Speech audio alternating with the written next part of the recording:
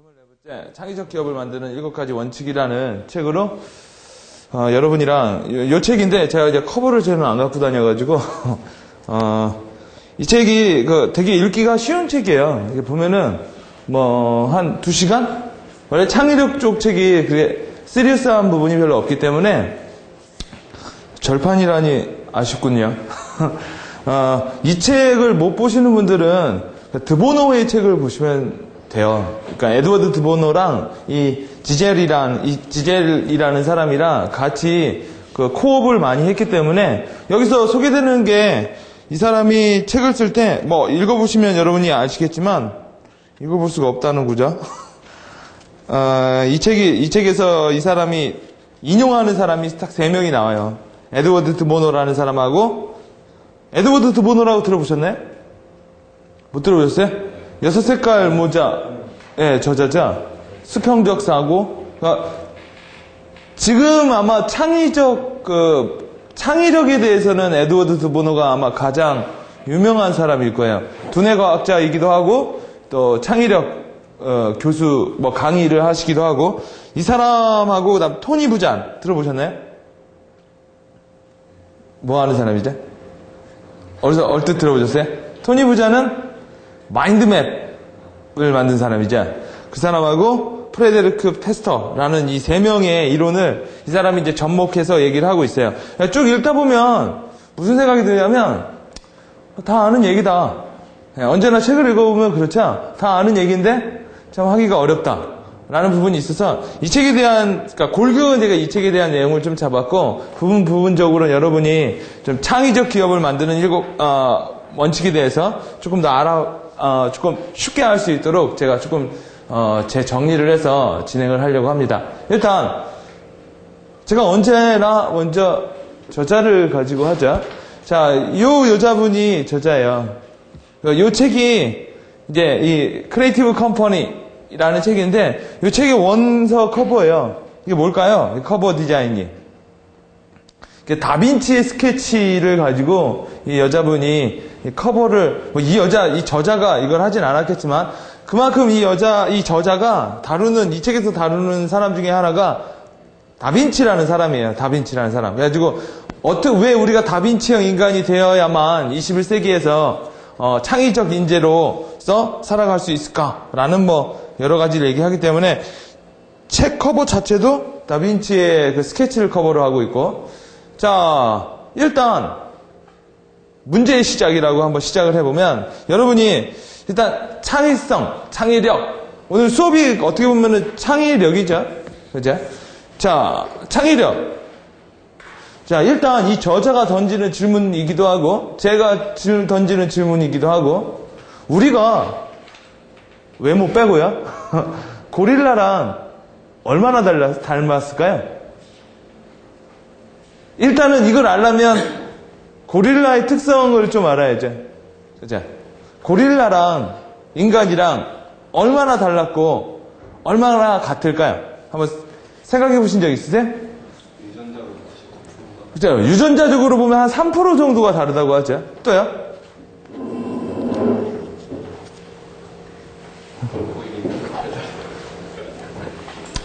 이런 거 다 닮았고요. 또요? 뭐가 닮았을까요? 일단 여러분 고릴라도 논리력이 있죠. 그죠? 인간도 논리력이 있죠. 그죠? 논리가 뭘까요? 여러분 논리가. 그러니까 오늘 이 책의 반대가 아마 로지컬 컴퍼니일 거예요. 그죠? 논리적으로 강한 회사. 여러분 고릴라면 어떤 논리가 있죠?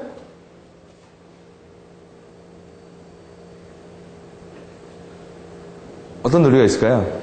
고릴라가 가지고 있는 논리. 그러니까 우리가 이걸 알려면 이제 논리가 뭔지를 알아야죠. 논리가. 오늘 광우병 때문에 오늘 발표하고 뭐하고 2차 간담회 했잖아요. 요 논리 저 논리 막 얘기가 나오죠.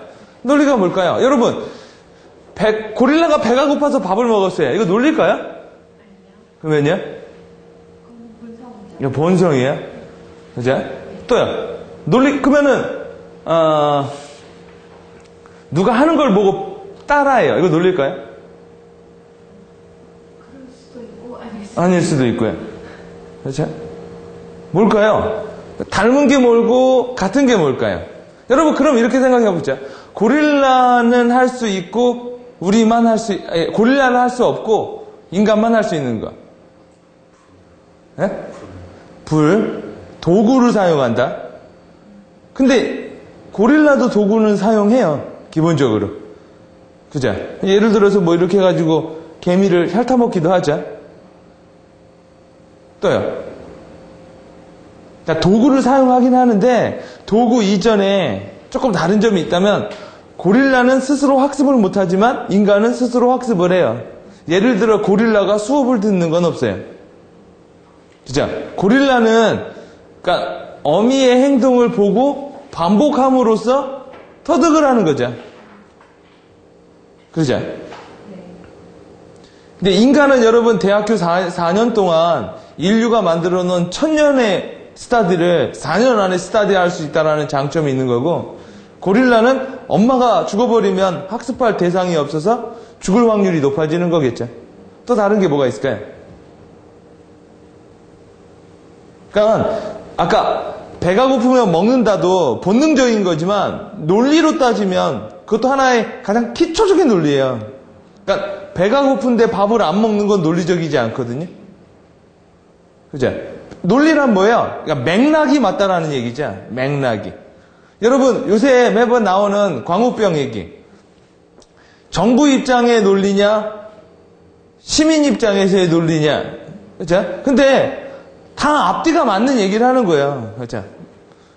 그죠? 여러분 그럼 만약 배가 고파서 밥을 먹었다라는 건 논리지만 그럼 비논리는 뭘까요? 그렇죠. 배가 안 고픈데 밥을 안 먹고 다녀요. 그러면요. 우린 이해가 안 되죠. 왜요? 맥락이 이해가 안 되니까. 그럼 우리는 뭘 할까요? 대부분의 사람들은. 동의하지 않거나, 그죠? 동의하지 않아서 걔를 미쳤다고 하거나, 걔를 업노멀이라고 딱 정해버리고, 그냥 이게 그 아리스토텔레스 방식이죠. 범주화해서 그렇게 나눠서 구분하기. 그래서 그런 사람들을 뭐 사이코라고 하든 아니면 비정상이라고 하든 혹은요 비정상이 아니라면요 논리를 찾자. 그죠? 아 쟤는 뭐가 지방에 뭐가 되어 있어가지고 배가 안 먹는 거야. 혹은요 쟤는 어떠한 병에 걸려서 안 먹는 거야. 이런 식으로 뭐예요? 자기가 이해할 수 있도록 맥락을 새로 만들어요. 그 과정에서 뭐가 필요할까요? 그 과정에서 우리는 발견을 하게 되기도 하고요. 혹은 발명을 하기도 하기죠. 그죠? 도대체 왜 그럴까? 이러는 거죠. 왜 그럴까? 여러분, 자, 여기서 기초적인 게 나오는 거예요. 논리와 창의의 아주 기초적인 다른 점이 뭐가 있을까요? 논리와 창의의 기초적인 다른 점. 배가 고파서 고릴라가 밥을 먹어요. 배가 고픈데 고릴라가 밥을 안 먹어요. 자, 이게 두고의 차이점이 뭘까요?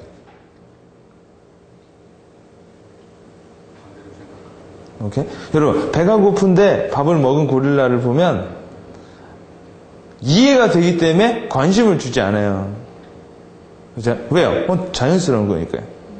근데 한 열흘을 굶겨놨는데 밥을 안 먹어. 그러면요.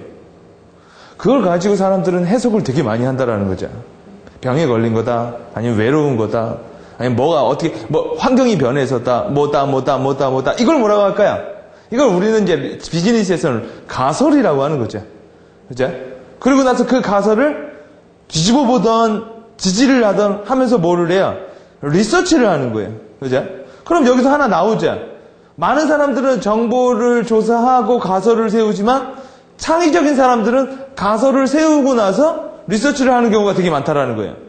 자, 그럼 조금 더 보자. 일단 매니지먼트 논리 그리고 창의에 대해서 한번 정의를 해보면 여러분 창의하지만 창의력을 높이는 거. 이 제가 왜 이 책을 선택했냐면 개인의 창의력을 높이는 방법하고 기업의 창의를 높이는 방법이 여러분 기본적으로 맥락이 같다고 생각하세요? 다르다고 생각하세요? 같다. 왜요? 같은 호기심과 뭐가 있기 때문에 동기부여되고요. 이 책에서도 얘기가 나오지만, 그러니까 개인이 창의력을 높이는 것과 그 조직이 창의력을 높이는 건 아마 대체적으로 같겠지만 적어도 창의력은 이렇게 나오는 건 아니라고 생각해요, 저는. 그러니까 호기심이 있어서 창의력이 있게 되느냐, 아니면 호기심을 가져도 되는 환경이 조성돼서 호기심이 느껴지느냐의 문제이겠죠. 그러니까 예를 들어 실패하면 목을 잘라버리는 조직이 있다면 아무도 새로운 걸 안 하겠죠. 그죠? 왜요? 새로운 거에는 당연히 실패할 확률이 높아질 테니까. 근데 기업 조직의 분위기 자체가 두 번의 실수를 인정하지 않는 분위기라면 창의력은 절대 나오지 않을 거예요. 그죠? 왜요? 예를 들어 여러분 영화 보면 그런 거 있잖아요. 실수를 했더니 보스가 와서 머리다가 총을 딱 겨누고 두 번째 실수는 용서하지 않겠어. 그러면요. 안 하죠. 아무것도. 왜요? 그렇죠. 어차피 여러분 하는 것마다 다 잘하는 사람을 뭐라고 그래요?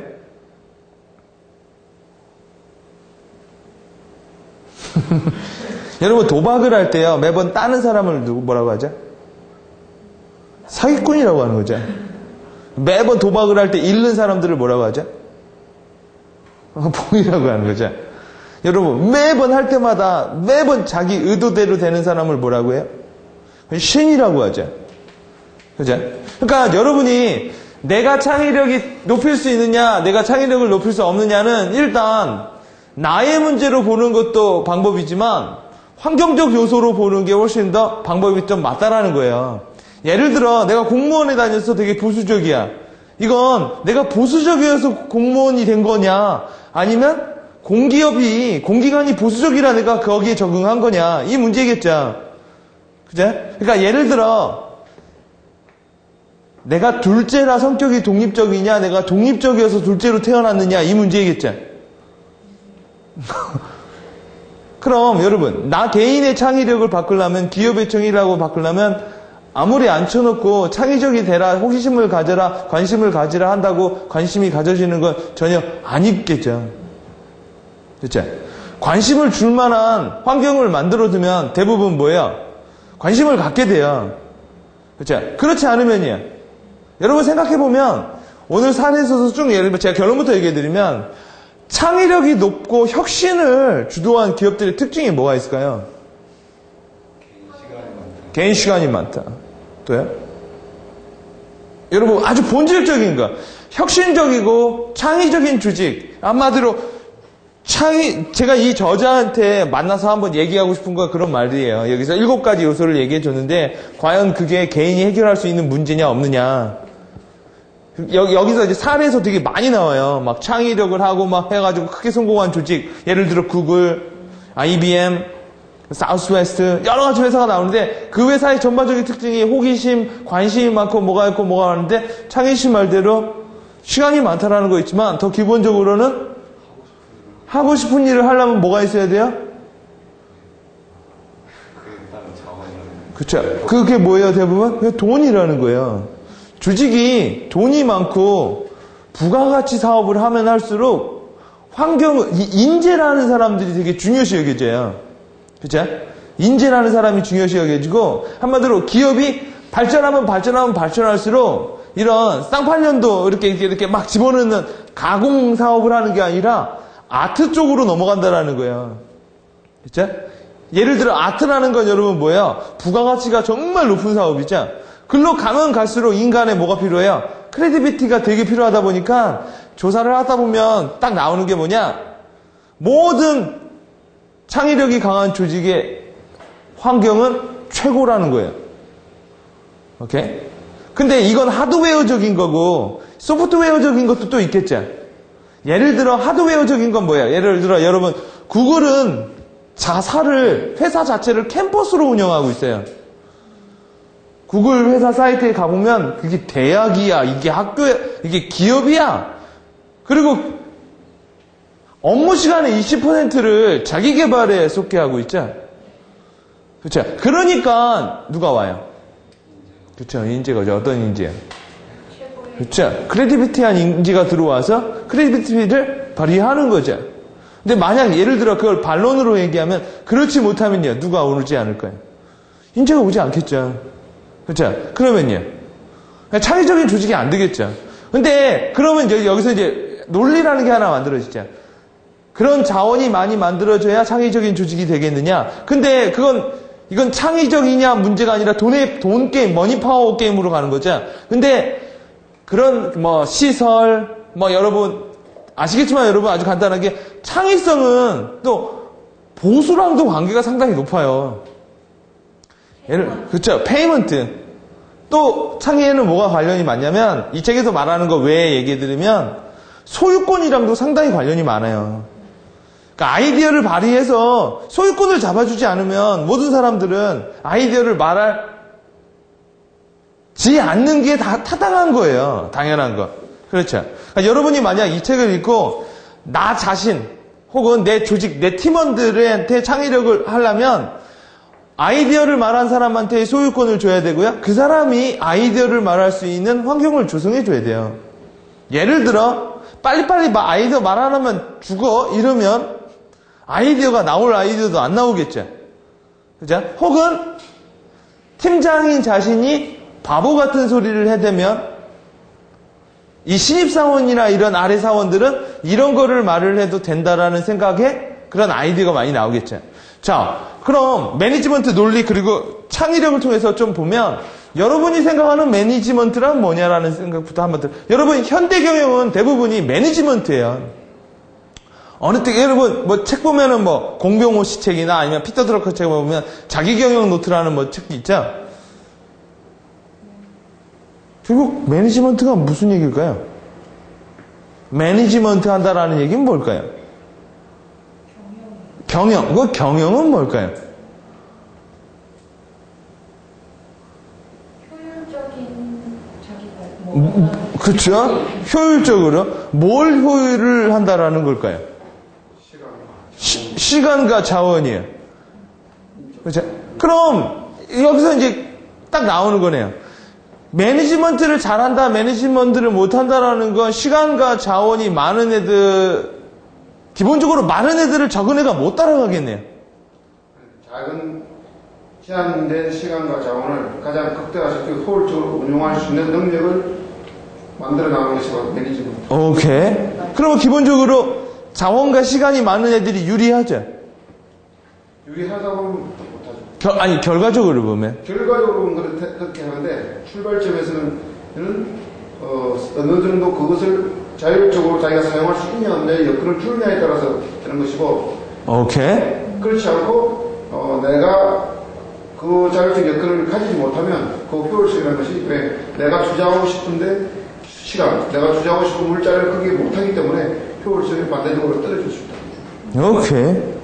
자, 그럼 매니지먼트라는 말 자체를 풀어보면 이런 거예요. 경영관리라는 뜻. 그죠?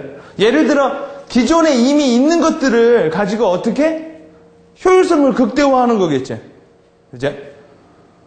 그렇겠죠? 여러분 보세요. 그러니까 어차피 비즈니스는 성과별로 본다고 하면, 성과를 낸다고 하면, 여러분 요거 자체 한다라는 게 이제 우리는 계획을 한다라는 말인데, 아무리 잘을 하고, 여러분, 그러니까 이걸 100분율로 나타낸다고 하면, 가진 거에 절대적인 비율이 아니라 100분, 상대적이 아니라 절대적으로 한다면,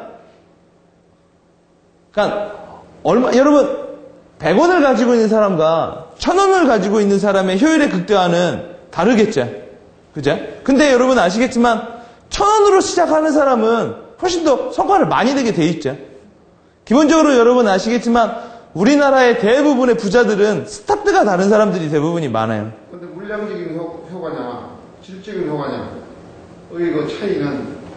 그렇죠. 그런 차이도 있죠. 예를 들어, 중소기업에서 성과를 크게 낸 거하고, 대기업에서 성과를 낸 거하고는, 여러분, 그 질적으로 보면 또 차이가 있겠지만, 질은요, 어떻게 보면 되게 상대적인 거예요. 예를 들어서, 성과면으로 보면, 더 많이 벌어내는 애가 이기게 돼 있겠죠. 그러니까 즉 뭐냐, 매니지먼트라는 건 가지고 있는 자원에서 효율성을 극대화하는 거고, 여러분 대부분 이런 마인드가, 이 저자도 말을 하기를 대부분의 사람들이 가지고 있는 거예요. 그래서 이런 얘기를 해요. 여러분, 일반 기업들이 가지고 있는, 기존에 가지고 있는 게 자원이죠. 그죠? 인력이죠. 인력을 잘 돌리기 위해서 뭐 인적 개발을 하고 인사 관리를 하겠죠. 그죠? 또요. 또 뭐가 있을까요? 여러분, 대부분 이런 거를 맥시마이즈 하기 위해서 여러 가지 것들에 대해서 뭐를 해요. 그래서 개인들도 자기가 뭔가를 뭘 한다고 하면, 예를 들어 그런 거 있죠. 경험이라는 걸 쌓으려고 들어요. 그죠? 혹은요, 지식을 많이 알려고 그래요. 이 저자가 말하는 게 있어요. 경험을 좋은 관점으로 보지 않고 이 저자는 별로 좋지 않은 관점으로 봐요. 예를 들어 경험이 많다라는 건 여러분 좋은 관점에서 뭐예요? 그만큼 노련미가 있다라는 거겠죠. 근데 이 저자도 말하길 경험이 많으면 사람들은 대부분 자기 경영에 기반해서 일을 진행한다라는 거예요. 그러면 만약 경험이 없다면요? 그러니까 매니지먼트 할 게 너무 떨어지겠죠. 그래서 대부분의 사람들은 경험을 일단 쌓으려고 하는데 이 저자도 말하길 그럼 여러 가지 그러니까 말이 안 되는 사례가 있다라는 거예요. 예를 들어 빌 게이츠 같은 사람. 젊어서 성공한 사람 걔네들은 도대체 뭐냐라는 거죠.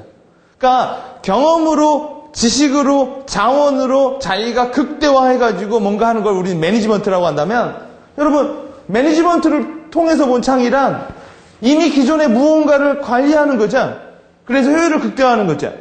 그죠? 그럼 창이란 이 반대의 개념이라면 뭘까요? 기존에 있지 않은 것을.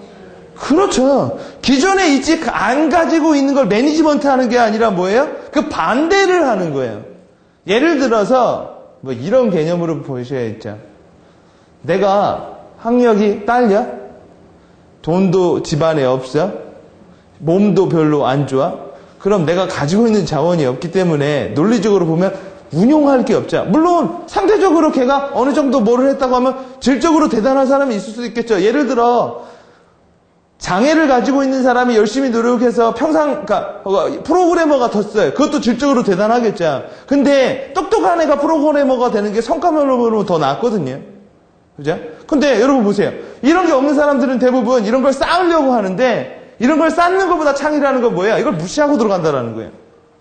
예를 들어 이런 말이 있죠. 아무것도 모르면 그냥 막 질러대요. 여러 가지요.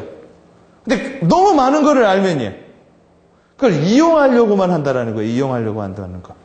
그래서 여러분이 창이라는 건 여러분이 기존에 무언가를 가지고 있다라는 것에 대해서 막 생각하는 게 아니라 뭐예요?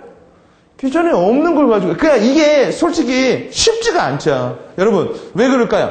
돈이 많은 사람들은 문제를 돈으로 해결하려고 하는 게 1순위예요. 학력이 좋은 사람들은 학력으로 해결을 하려고 들고요. 자기가 가지고 있는 자원을 가지고 최대한 운용하는 게 제일 논리적으로 맞거든요.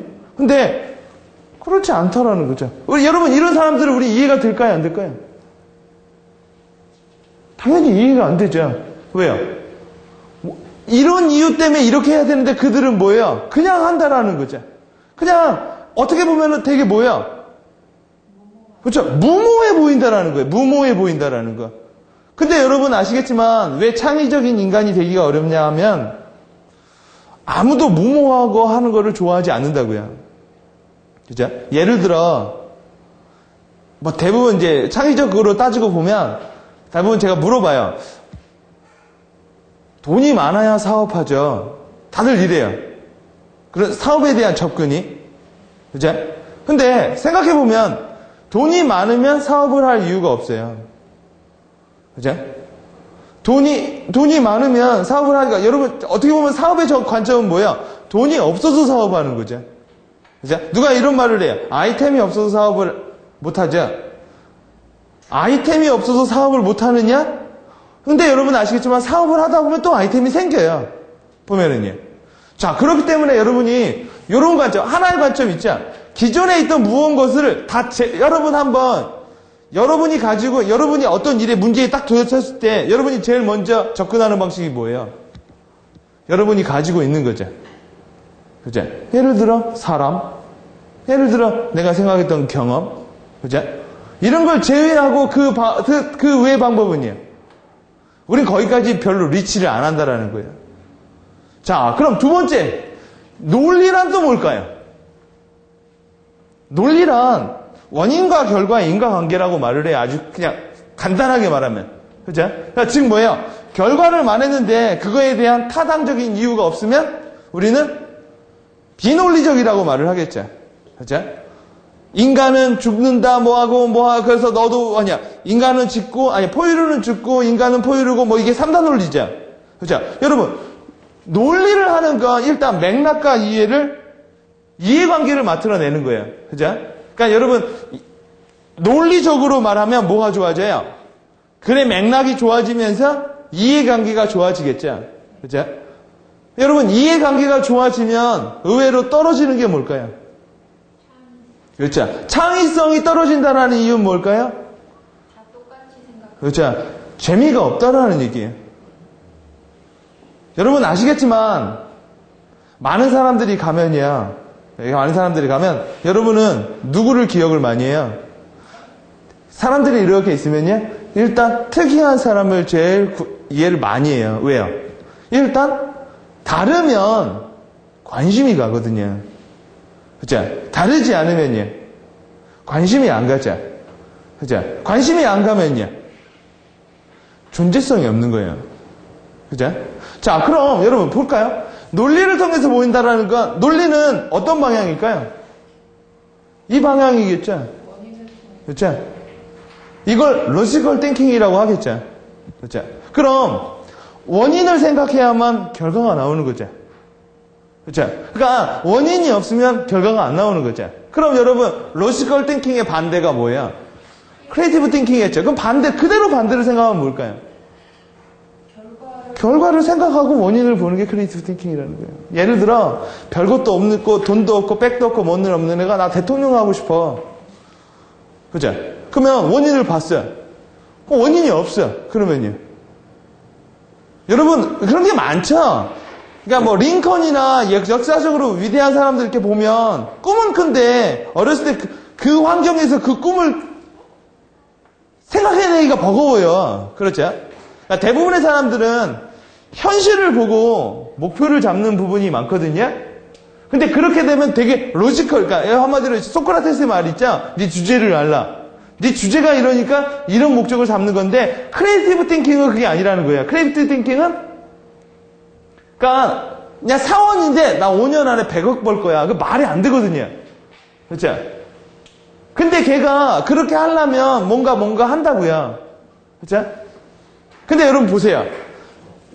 로지컬 띵킹에선 얘가 얘를 관장해요. 얘가 얘를 관장해요. 원인이 결과를 관장하죠. 그죠? 근데 크리에이티브 띵킹에서는요. 결과가 원인을 관장하죠. 근데 이 결과가 어떻다고 그래요? 크리에이티브 띵킹에서 이게 꿈이라고 말을 해요. 되게 뭐예요? 그러니까 모호한 상황이에요. 그죠? 그래서 현실적으로 생각한다고 하면 내가 별로 될 게 없겠지만 크리에이티브적으로 생각하면 뭔가 나온다라는 거죠. 예를 들어서 그거예요.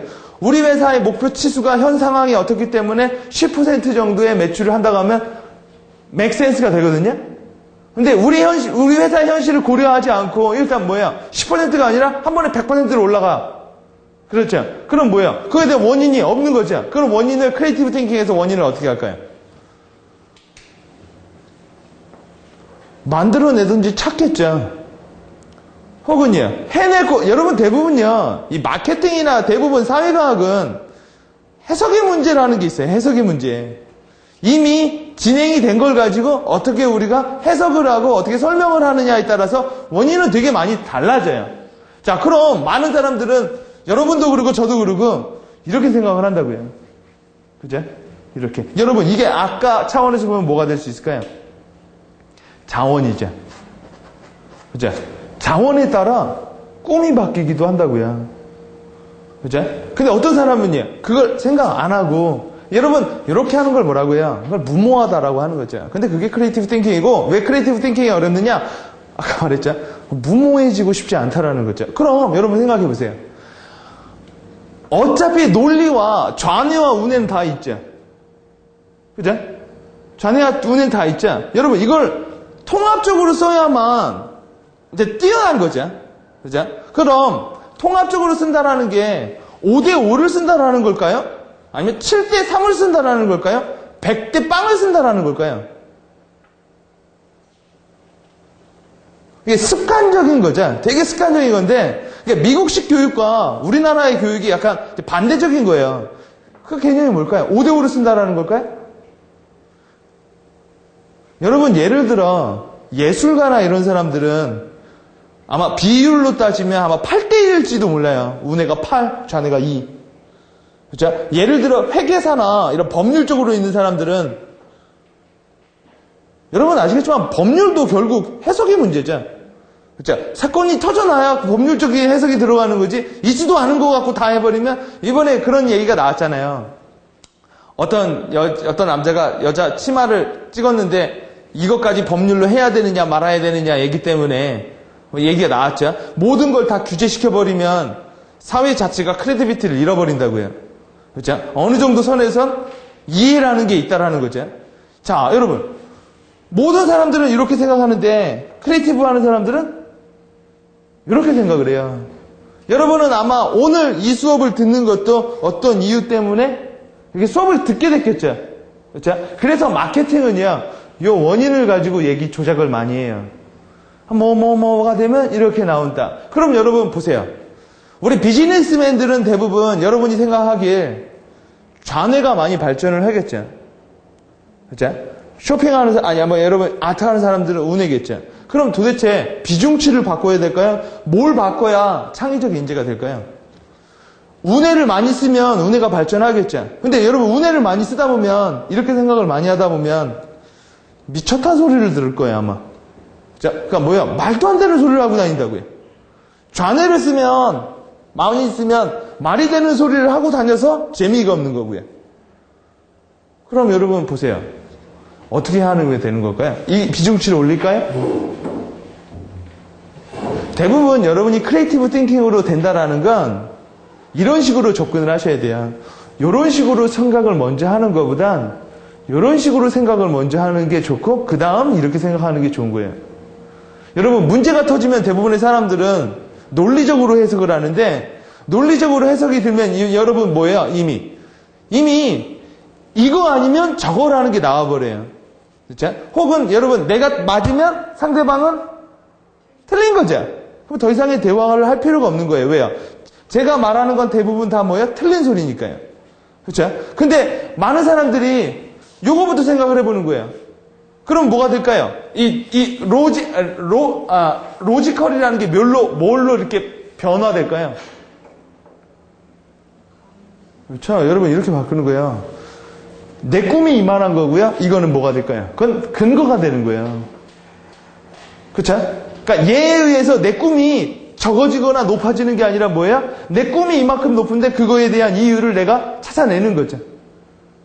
자, 여러분 요 두 개를 요렇게 하는 걸 로지컬 띵킹이라고 하는 거고 요렇게 하는 거 우리는 여러분 요게 되게 쉬워요. 이걸 우리는 너무 익숙하게 생각하니까. 그렇죠?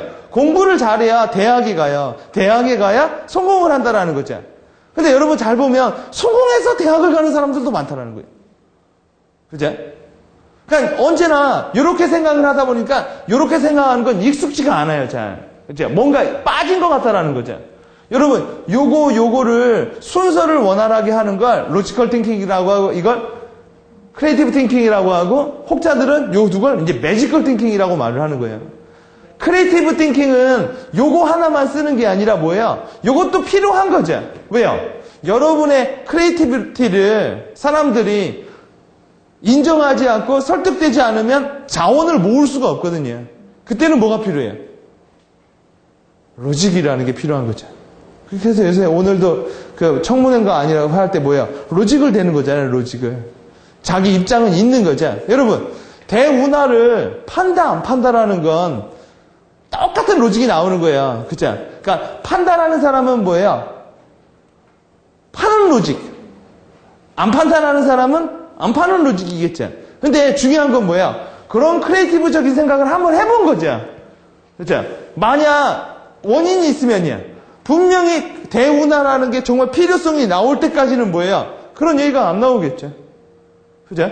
자, 시간을 통해서 본 창의란 또 이번에 제가 창의를 두 개로 얘기했죠. 하나는 뭐예요? 매니지먼트 차원에서의 창의. 하나는 뭐예요? 로지컬과 크리에이티브 쪽으로 보는 거. 시간으로 본 창의는 일단 현재의 시점이 있으면 여러분 어차피 인간은 과거, 현재, 미래에 사는 거죠. 그죠? 여러분 과거가 왜 중요해요? 과거는 그렇죠. 여러분 과거라는 건 오늘 내가 뭐 한 거에 결과죠. 그렇죠. 그러니까 오늘 내가 뭐 한 거가 내일 되면 그게 과거가 되니까. 그렇죠. 그럼 오늘 내가 뭐 하는 거는 또 뭐가 돼요? 미래에 그렇죠. 자원이 되는 거겠죠. 그럼 현재 시점으로 딱 보면 대부분의 내용들이 이렇게 나옵니다. 과거는 어떤 식으로든지 설명이 돼요. 그러니까 여러분이 예를 들어 돈을 벌었어. 그런 설명이 된다고요. 설명이 안 되는 게 없어요. 그러니까 미스테리어스 한다라는 건 뭐야? 그건 설명이 아직 안 되고 가설만 많은 거죠. 그러니까 입증이 되지 않은 상태라고 말을 하는 거지만 설명은 돼요. 예를 들어 외계인이 있다 없다. 이것도 설명은 돼요. 그죠? 아직 입증은 그러니까 입증된 건 아니겠지만 설명은 되는데 이 설명하는 걸 뭐라고 할까요? 이 설명하는 것 자체? 여러분 과거는 어떤 식으로 설명이 되지만 미래는 우리가 만들어가는 거야. 그죠? 여러분 미래는 설명이 되지가 않아요. 그죠? 왜요? 미래는 아직 벌어진 일이 아니니까. 여러분이 예를 들어 신규 사업을 기획을 할 땐 뭘 설명할 거리가 없어요. 그렇죠? 왜요? 여러분이 미래를 가지고 신규 사업을 할 때 네이버에다 치면 아무 자료도 안 나오는 게 정상이라고요. 왜요? 만약 그 일을 아무도 안 해봤다면. 근데 여러분이 신규 사업 계획을 하는데 자료가 되게 많이 나왔다라는 얘기는 이미 누군가 했다라는 거겠죠. 그렇죠? 근데 했는데 실패했다라는 얘기는 뭘까요? 걔가 자원을 투입을 뭐가 뭐 효율성의 문제가 나왔겠죠. 그렇죠? 뭐 홍보가 잘못되든 아니면 뭐가 잘못되든. 자, 여러분, 요 설명이라는 걸 저자도 그러고 저도 이걸 동일하게 분석이라고 말을 해요. 오케이? 그러니까 과거에 일어난 일을 우리는 설명하기 위해서 어나리시싱을 한다라는 거죠. 그럼 미래에 일어나는 일들은 분석을 하나요? 그렇죠? 이건 상상하는 거죠. 그러니까 예측은 과거에서부터 미래까지 일직선으로 이렇게 그어보는 행위예요. 그러니까 이 저자가 이런 말을 해요. 경제학자들이나 대부분은 그 직선을 되게 좋아한다는 거예요. 그러니까 현재가 있으니까 특별한 변동이 없으면 이렇게 이을 거다. 그죠? 이걸 이 저자는 조금 발전시켜서 이렇게 될 수도 있고 이렇게 될 수도 있고 이렇게 될 수도 있다라는 걸 시나리오 기법이라고 말을 해요. 그죠? 근데 어떤 사람은 이렇게 말을 해요. 이렇게 된다라는 것 자체가 되게 말도 안 되는 소리고 이렇게 안 되고 이렇게 될 거라는 거죠. 그러니까 뭐 설은 이거죠. 여러분 엊그저께 쓰나미 와가지고 몇 명 죽었죠. 그 쓰나미 올지 알았지 어떻게 알았냐라는 거죠. 그죠? 아무리 최첨단 컴퓨터 자료를 해도 뭐야 계속 어긋난다라는 거예요. 그러고 나서 우리는 뭐야 그거 가지고 설명하자. 그죠? 설명을 하면 맞출 수 있을 것 같죠? 그죠? 근데 맞출 수 있는 건 맞춘 것들은 언제나 이슈화가 되지 않는다고요.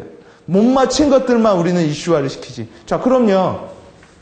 과거가 중요해요? 미래가 중요해요? 미래가 중요한 거죠. 그죠? 결국 역사를 공부한다라는 것도 역사를 통해서 미래를 본다라는 거죠. 그럼 분석이 뭐를 향해서 분석하는 거예요? 미래를 향해서 분석하는 거죠. 그러니까 이런 거죠, 여러분. 오케이.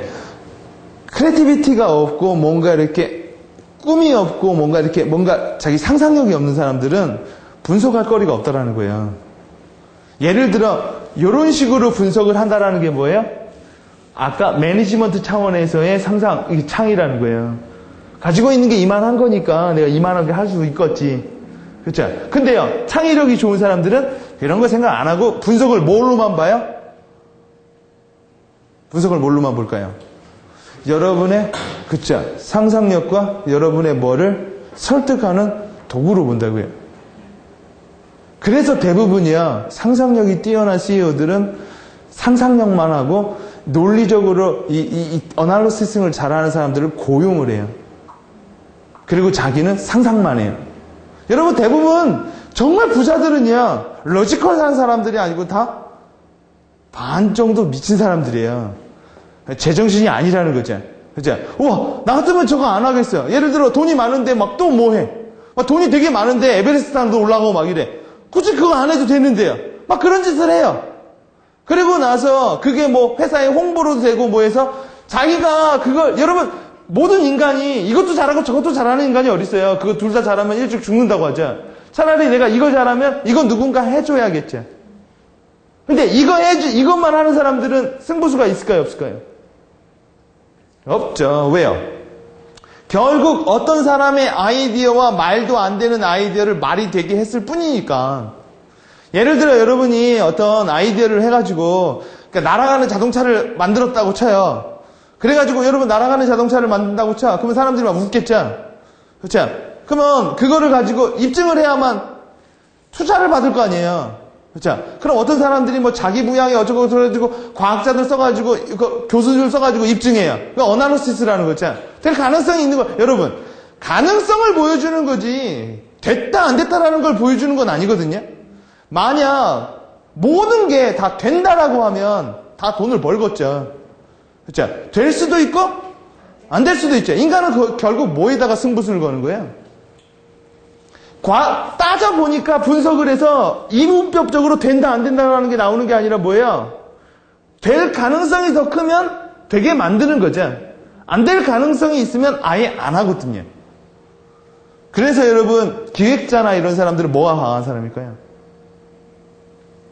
그렇죠. 이 사람들을 뭐라고 해요? 우리 계획자라고 하는 거예요.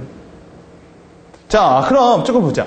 당신이 생각하는 창의란 무엇이며 그 생각이 여러분이 창의를 막연히 관심이고 호기심이고 무에서 유를 생각하는 거다 뭐라고 하면 그것 자체가 되게 모호하다 보니까 뭘 어떻게 해야 될지 모른다고요.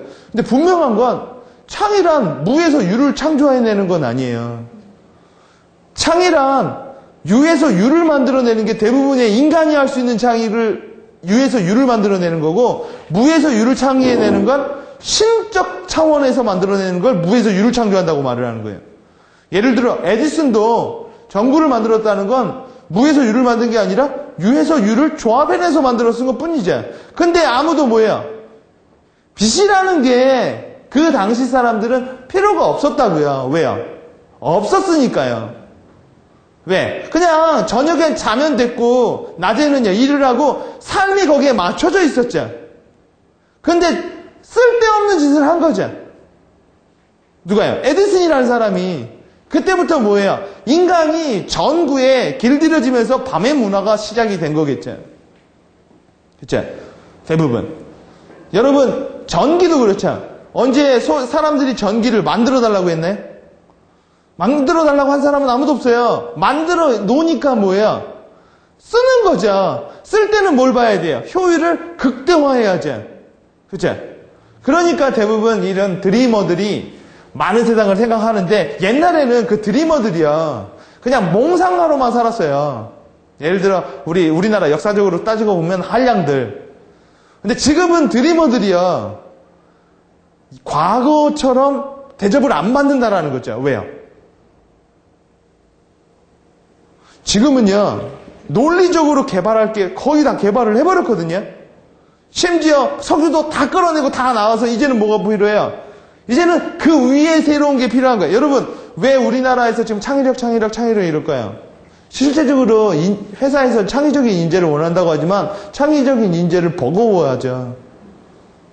창의적이라고 하지만 여러분 출근 시간 지켜야죠. 퇴근 시간 있죠. 복장은 어떻게 해야죠. 상사는 이렇게 다뤄요. 모든 것들이 다 창의력을 막는 거지 창의력을 이렇게 도와주는 조직은 거의 없다고요. 그러니까 어떻게 보면 우리나라 조직은 아직까지도 구호적인 입장이 되게 많아요. 근데 여러분 방글라데시나 이런 데 가면 창의적인 인재가 필요할까요? 그런 데 가면 미얀마 이런 데 가면 창의적인 인재 필요 없어요. 왜요? 거기서는 조직적인 인간, 논리적인 인간, 네 주제를 알고 주제껏 살아라. 왜요? 그런 조직은 전체 시스템이 되게 중요하거든요. 그러나 미국이나 이런 데선 빌 게이츠 한 명이 뭐예요? 몇만 명을 먹여 살리는 시스템으로 돌아왔다라는 거죠. 근데 왜 우리나라에서 점점 이쪽으로 갈까요? 여러분, 이미 매니지먼트를 잘해가지고 성공하는 회사들은 이미 반열에 올라와 있어요. 인간으로 따져도. 그렇죠? 여러분 보세요. 학력이 안 좋고 집에 돈이 없고 뭐가 없고 뭐 없으면 용 쓰는 재주가 안 나온다고요. 이제는. 물론 옛날은 뭐 안 그럴 수도 있었을 수도 있었겠죠. 그렇죠? 근데 요새는 알죠? 부모의 교육이 자식의 교육을 상당히 연관을 짓는다고요. 그죠? 자, 그렇기 때문에 여러분이 생각해 봐야 될 게 창의력을 높이는 방법도 방법이거든요? 근데 의외로 이걸 창의적으로 생각해 보세요. 창의력을 높이려면 창의력을 높여도 되지만 뭘 해도 돼요? 여러분 논리는 되게 필요해요. 언제나 이런 게 필요한 거죠. 창의적인 인재가 되면은 뭐 이런 얘기를 쉽게 해드리면 창의적인 인재, 그러니까 본질적으로 뼛속부터 창의적인 인재는요 이용을 많이 당해요. 현 시스템에선. 더 좋은 건 여러분 이건 창의적인 필요는 없거든요. 근데 창의적으로 보여야 될 필요는 되게 많아요. 창의적으로 보이면 사람들이요 기회를 많이 주거든요. 근데 사람들은 현실적인 문제는 또 창의적으로 안 풀어요. 왜요? 말은 리스크를 막, 뭐, 모험이고 도전이고 한다고 하지만, 실질적으로 성과를 몇 번 계속 못 내면, 바꾸거든요? 그죠? 실수하고 뭐 하면, 야, 실패를 통해서 배웠지. 여러분, 실패를 통해서 배우는 데는 학원이라고 하는 거예요. 그죠? 조직은요, 실패를 안 하면 안 할수록 좋은 거죠. 그죠? 어떻게 보면. 그러니까 여러분이 창의적 인재가 된다라는 것 자체가 여러분이 막 창의적 인재가 돼서 6시에 막 출근하고 막 집대 가는 것도 내 맘대로 가고 여러분 막 회의하는데 막 반바지 입고 오면 되게 비논리죠? 근데 그거를 일반 현 시스템에서 창의적이라 안 보고 뭐라고 볼까요? 미쳤다라고 본다라는 거예요. 그렇죠? 그래서 여러분이 창의성을 보여줄 만한 걸 논리적으로 생각해서 그렇게 보여주면 실질적으로 문제를 해결하는 방식이 논리적인 건 창의적인 건 뭐예요? 또 이것도 해석이 바뀐다라는 거예요. 또 하나, 창의력을 높이는 것보다 더 쉬운 방법이 여러분의 창의력을 막는 걸 하나씩 없애버리면 창의력은 좋아지겠죠. 여러분 생각해보세요. 저는 호기심이 없어요. 그죠? 호기심은 창의랑 관련이 있죠. 그럼 호기심을 늘리라. 그럼 호기심을 어떻게 늘릴까요? 여러분, 열정을 가져라. 열정을 어떻게 늘릴까요? 여러분, 창의하면 나오는 게 창의시 뭐예요? 호기심. 그죠? 상상력. 또 뭐가 생각나세요? 모든 것을 깨르는 인식 자체에 있잖아요. 오케이. 여러분, 노무현 대통령이 혁신이라는 단어 정말 좋아했죠. 그래서 결국 자기가 혁신당했죠. 혁신이라는 단어는 정말 좋은데 틀을 깨는 사람은요 언제나 그렇죠. 욕먹어요. 예를 들어 지금 이명박 대통령이 광우병도 이거 좀 깨려고 하는 거죠. 깬다 안 깬다를 떠나서 그러니까 어떤 논리냐의 문제겠죠. 그렇죠. 뭐 퍼스트 브레이크 내가 틀을 깬다 이런 말 있죠. 남이 깨면 후라이, 내가 깨면 병아리. 뭐 이런 말이 있긴 한데, 내가 나를 깨기가 이거 만만치가 않거든요. 아침에 일찍 일어나는 것도, 담배도 내가 나를 못 깨는 판국에, 오케이, 여러가 퍼스트 브레이크 또요.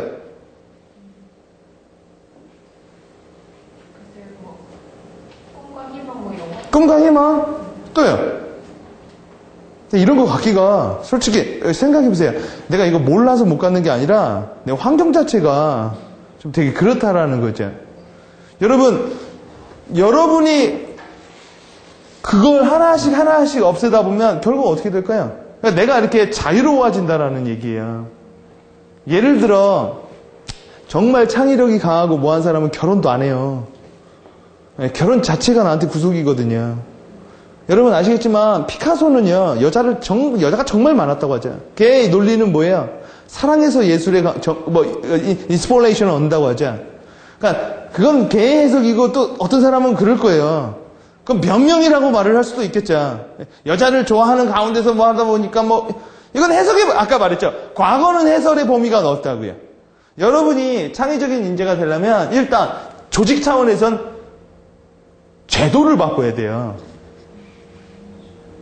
제도를 바꾸지 않고 조직원들한테 창의력을 높이라는 건 코너에 박아놓고요. 계속 밀어붙이는 행위밖에 안 돼요. 그죠? 그래서 여러분 나온 게 뭐예요? 브레인스토머 할 땐 욕을 하지 말아라. 그죠? 판단하지 말아라. 그냥 받아들여라. 근데 그게 쉽지가 않죠. 그 문제를 깬 게 바로 드보노의 6색깔 모자라는 거죠. 모자를 쓰면서 그때그때 같은 생각을 하기. 그러면 어차피 다 같이 바보가 되니까 너 바보 같은 소리 한다고 말을 안 할 거 아니냐. 6색깔 모자라고 책이 있어요. 읽어보면은 아주 단순한 책인데 아주 파급력이 커서 뭐 IBM 같은 경우에 그 방법을 써가지고 생산율을 엄청 높였다고 하죠. 자, 그래서 창의적 인간의 특성까지만 하고 우리가 쉴게요. 여러분이 아는 창의적 사람들 한번 한 명씩 해볼까요? 가장 창의적인 사람. 구글 만든 사람. 그렇죠? 구글 만든 애들 프린스턴 대학교 다녔던 애들이죠. 73년생 2명. 걔네들 오케이 걔네들. 여러분 프린스턴 대학교를 다닐 정도면 기본적으로 천재자. 기본적으로 좋은 학교 나온 애들은 사업하기가 어려워요. 여러분 아시겠지만 서울대학교에는 CEO가 많이 없어요. 교수나 장관이 많지. 최고 학교로 가면 갈수록 이 매니지먼트가 잘 되거든요. 어떻게 보면 창업은요, 그러니까 무모한 사람들이 하는 거예요. 특히 미국은요. 왜요? 미국은요, 일단 의료보험으로만 따지고 봐도 자영업자가 죽어나요. 의료보험비가 장난이 아니라고요. 누가 이런 말을 하더라고요. 미국에서 사업할 거면 그냥 회사 직원 되는 게 나아요. 왜냐면 내 딸린 직구까지 내가 의료보험을 내가 책임져. 우리나라는 의료보험이 민간이 아니라 국가에서 지원하니까 싸지만 미국은 여러분 아시겠지만 한번 개복수술 한번 하면 집 판다고 하죠. 그러니까 사업하는 것 자체가 되게 무모하는데 했다고요. 얘네들은. 오케이, 또요. 우리 이화영 팀장님은 생각하시는 내 주변에 가장 크리에이티브한 인간.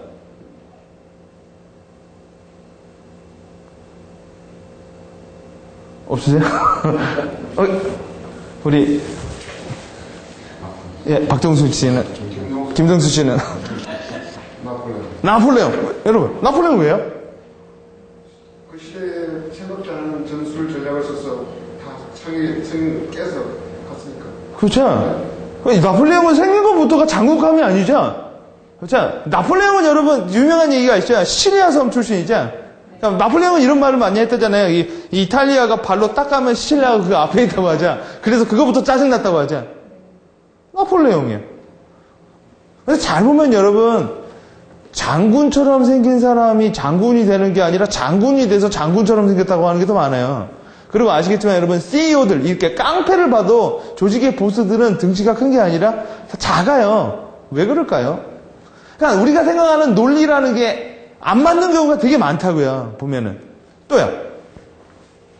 성함이? 재현이. 예, 박재현 씨. 저는 너무 많은데요. 예. 주변에 뭐 아는 언니도 한 명이고요. 예? 그 사람은 왜 내가 봤을 때 창의적인 것 같아요? 지금 한 예를 들어서요. 지금 연세가 58을 되셨어요. 예. 근데 올해 결혼하세요. 오케이. 네. 그 조차가 없너물이죠. 또요? 그리고 너무 많아요. 저는 책 너무 좋아해서. 네. 자, 그럼요. 한번, 제가 이제 일단 알려드리는 사람, 일단 이 저자, 지젤이라는 여자가 그렇게 칭찬하는 레오나르도 다빈치. 다빈치는 되게 크리에이티브하다고 그래요. 여러분, 다빈치는요, 되게 많은 걸 했지만 동시에 되게 뭐 하나 제대로 한 건 없는 사람이거든요. 예. 다빈치는 이런 걸 그렸지만 비행기를 만든 적은 없어요. 그죠? 다빈치는 그림을 그리고 뭐를 하고 뭐를 했지만 실질적으로 의사는 또 아니었어요. 그죠?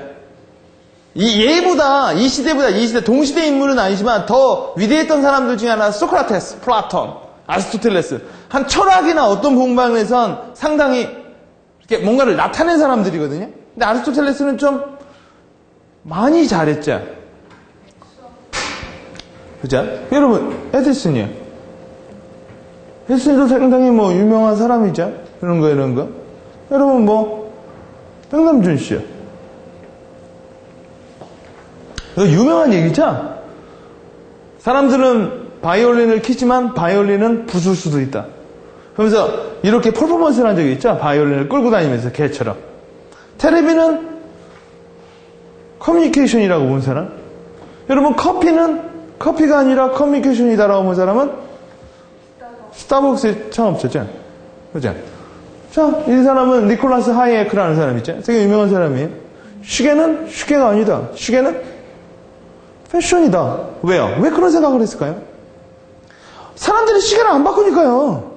어떤 사람은 죽을 때까지 시계가 망가져야 바꾸자. 그러니까 여러분 스와치라는 회사가 여러분 이렇게 망가져야 고치고 또 사고 그럴 거 아니에요. 근데 안 망가지니까 뭐야? 이걸 주기적으로 바꿔내야 되니까 뭐가 필요해요?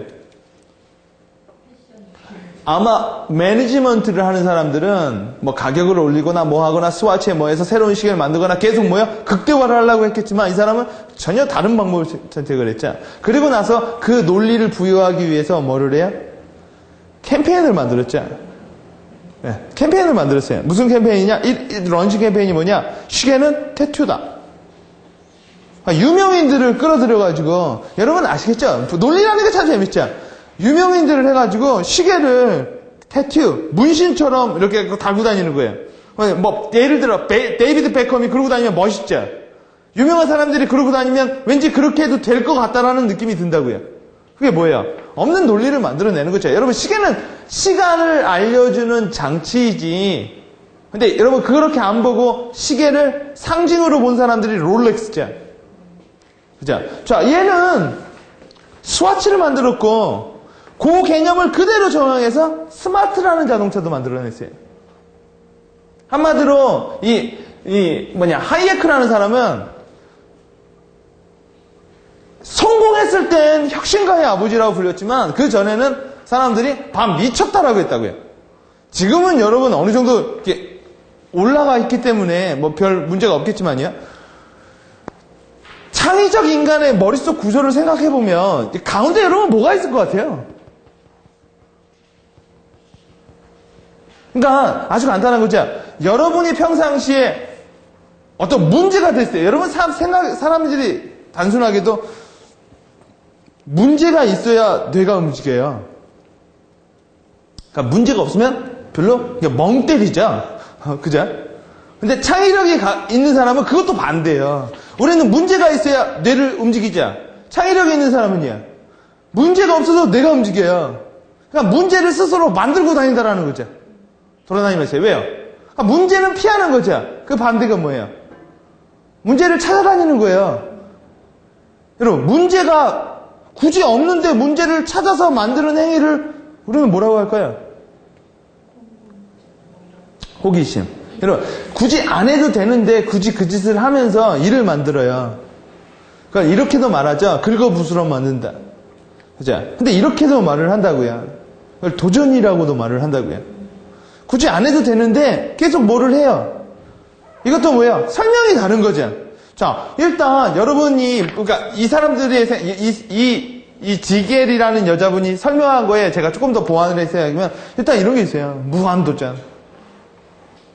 여러분 무한도전 되게 유명하죠? 프로. 무한도전이 왜 처음에 되게 재미없었어요. 근데 무한도전에 나오는 멤버들이 이해가 안 되는 멤버들이 되게 많아요. 다. 그죠? 뭐 자동차를 따라잡고 뭐 하지 말아야 될 짓을 하죠. 그죠? 일단 무한히 도전을 해요. 여러분 여기서 현대 크리에이티브가 나오는 거예요. 여러분 도전하려면 뭐가 들어와요? 도전하려면 기회비용이라는 게 들어와요. 그러니까 우리가 도전을 못하는 이유는요. 예를 들어서 이런 거예요. 또 어떤 사람은 도전을 해도 돈이 계속 있기 때문에 도전하는데 어떤 사람은요. 한번 도전해서 망하면 끝이기 때문에 아예 도전을 안 한다고요. 혹은요. 적기를 기다리다 시간이 지나가 버리고요. 때를 기다리다 예를 들어 다들 이래요. 사업을 하는 사람들한테 이렇게 말하는데 경기가 좋을 때 사업해. 근데 경기는 좋아 본 적이 별로 없거든요. 그죠? 아마 과거에도 그랬고 앞으로도 그럴 거고 사업할 때다라고 한 적은 아마 없을 거예요. 그리고 사업할 때다라고 하면 그때 사업을 하면 망해요. 왜요? 너무 한꺼번에 사업을 많이 해가지고 아마 힘들 거라고. 그죠? 어떻게 보면 사업을 지금은 할 때가 아니야 할 때가 적기인지도 몰라요. 자, 무한히 도전하고요. 호기심이 많죠. 그죠? 여러분, 호기심이 많다는 건 뭐가 많다는 걸까요? 겁대가리가 없다는 거죠. 그죠? 겁이 없다는 거는요. 잃을 게 없다는 거야. 그죠? 여러분, 창의적인 사람들의 또 특징이 뭔지 아세요? 창의적인 사람들은요, 잘 보세요. 창의적인 사람들, 아까 말했던 사람들, 여러분이 말했던 사람들의 공통적인 특징이 첫째, 노멀하지가 않아요. 업노멀한 사람들이 대부분, 우리는 그걸 심하게 말하면 미쳤다라고 그래요. 그죠?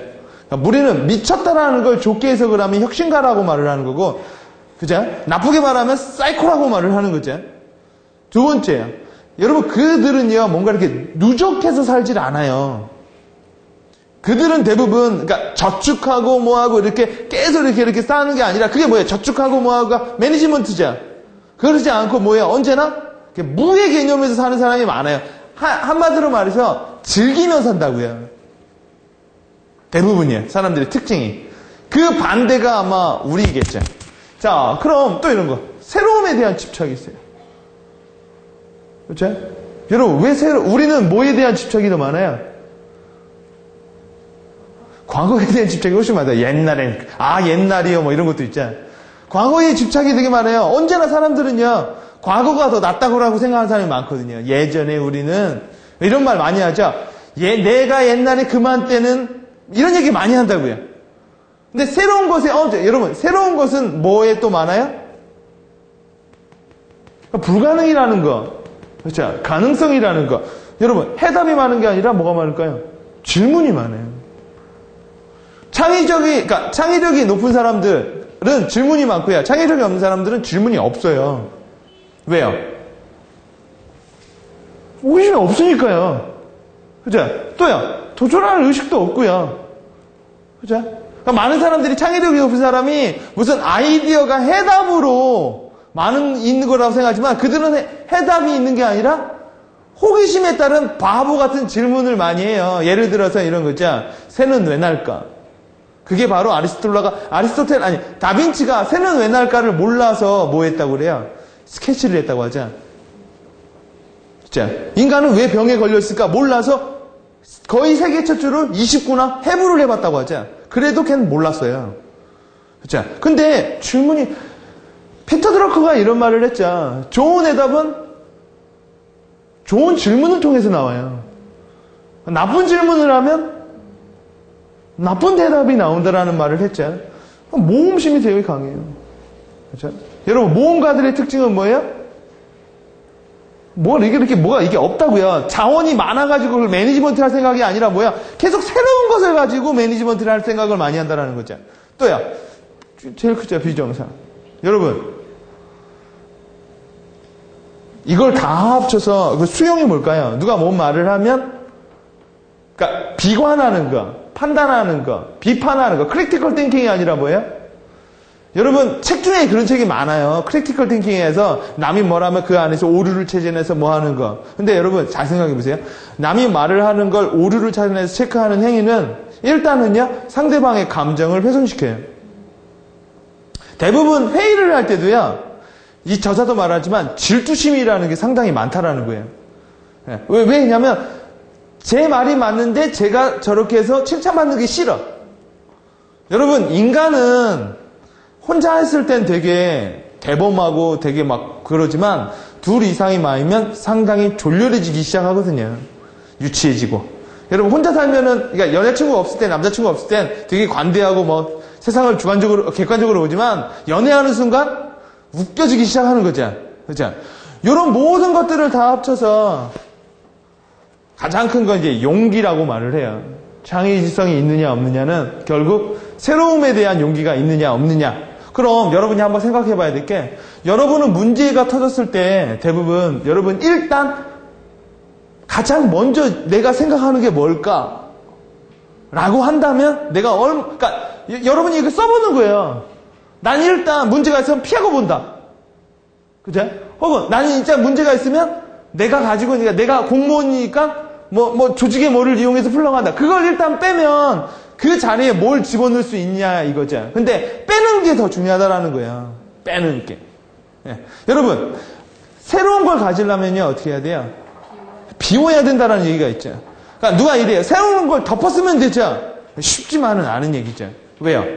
사람은 익숙한 거를 훨씬 더 좋아해요. 심지어 익숙하면 뭐예요? 잘생겼다고도 말을 해요. 그죠? 자, 그렇기 때문에 여러분이 제일 먼저 생각하는 게 한 5분만 쉴 건데, 여러분이 문제가 터졌을 때 나는 이런 식으로 생각하느냐, 아니면 제일 먼저 무슨 생각을 하고 있느냐. 그리고요, 이걸 내가 이걸로 바꿔야지. 이거 너무 어려워요. 몰라서 못 푸는 게 아니라 뭐예요? 일단 처음에 뭐야? 비우는 거. 그렇게 안 하는 거. 안 하기만 해도 어떻게 될까요? 그것만 안 하기만 해도 좋아지겠죠? 안 하는 것도 어렵다. 그러면 이렇게 하면 되는 거예요. 안 하는 것도 어렵다 하면 일단 이거부터 하시고 그 다음에 이거부터 하고 그 다음에 논리를 하라는 거죠. 예를 들어 사람들이 은행에서 기다리죠. 그죠? 막 대기줄이 있잖아요. 그러면 가장 논리적인 게 뭐예요? 그냥 줄을 줄이면 되는 거죠. 대기 창구를 늘리면 되잖아요. 그죠? 그게 가장 좋은 거예요. 그게 가장 합리적이니까 뭐예요? 더 이상 생각을 안 한다고요.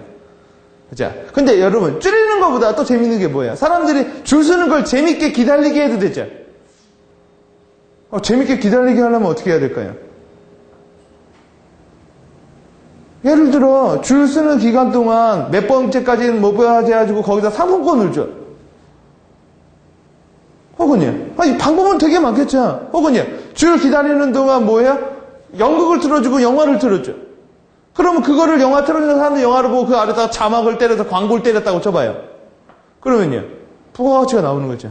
가장 논리적인, 사람들은 거기라고요. 줄이 길어지면 줄이면 되지. 그리고요, 더 이상 생각을 안 하는데, 일단 방법은 여러 가지가 있으니까 이걸 생각해보고, 그리고 나서 뭘 선택하는 게 좋아요? 가장 현실적인 걸 선택하는 게 제일 좋다라는 거예요. 처음부터 현실적인 걸 생각하면 말도 안 되는 건 생각조차 안 할 테니까. 자, 한번 여러분이 문제가 터졌을 때 어떤 식의 접근을 하는지 한번 써보시기 바랍니다. 5분만 쉬었다 할게요. 되게 논리적으로 많이 나오죠. 창의적으로 많이 나오네. 관찰, 진단, 이런 손익 판단 이런 건 논리적인 건가요? 관찰. 네. 관찰한다라는 것도 논리라고 보면 논리이고, 그러니까 관찰을 해서 뭐를 할 거냐가 또 중요한 거겠죠. 또 뭐요? 진단. 그러니까 무슨 일이 일어나면 일단 그게 왜 일어났는지 그 원인이 뭔지 이렇게 관찰하고. 네. 그 관찰이 필요한데 너무 숙고할 필요는 없는 거예요. 원인에 대해서.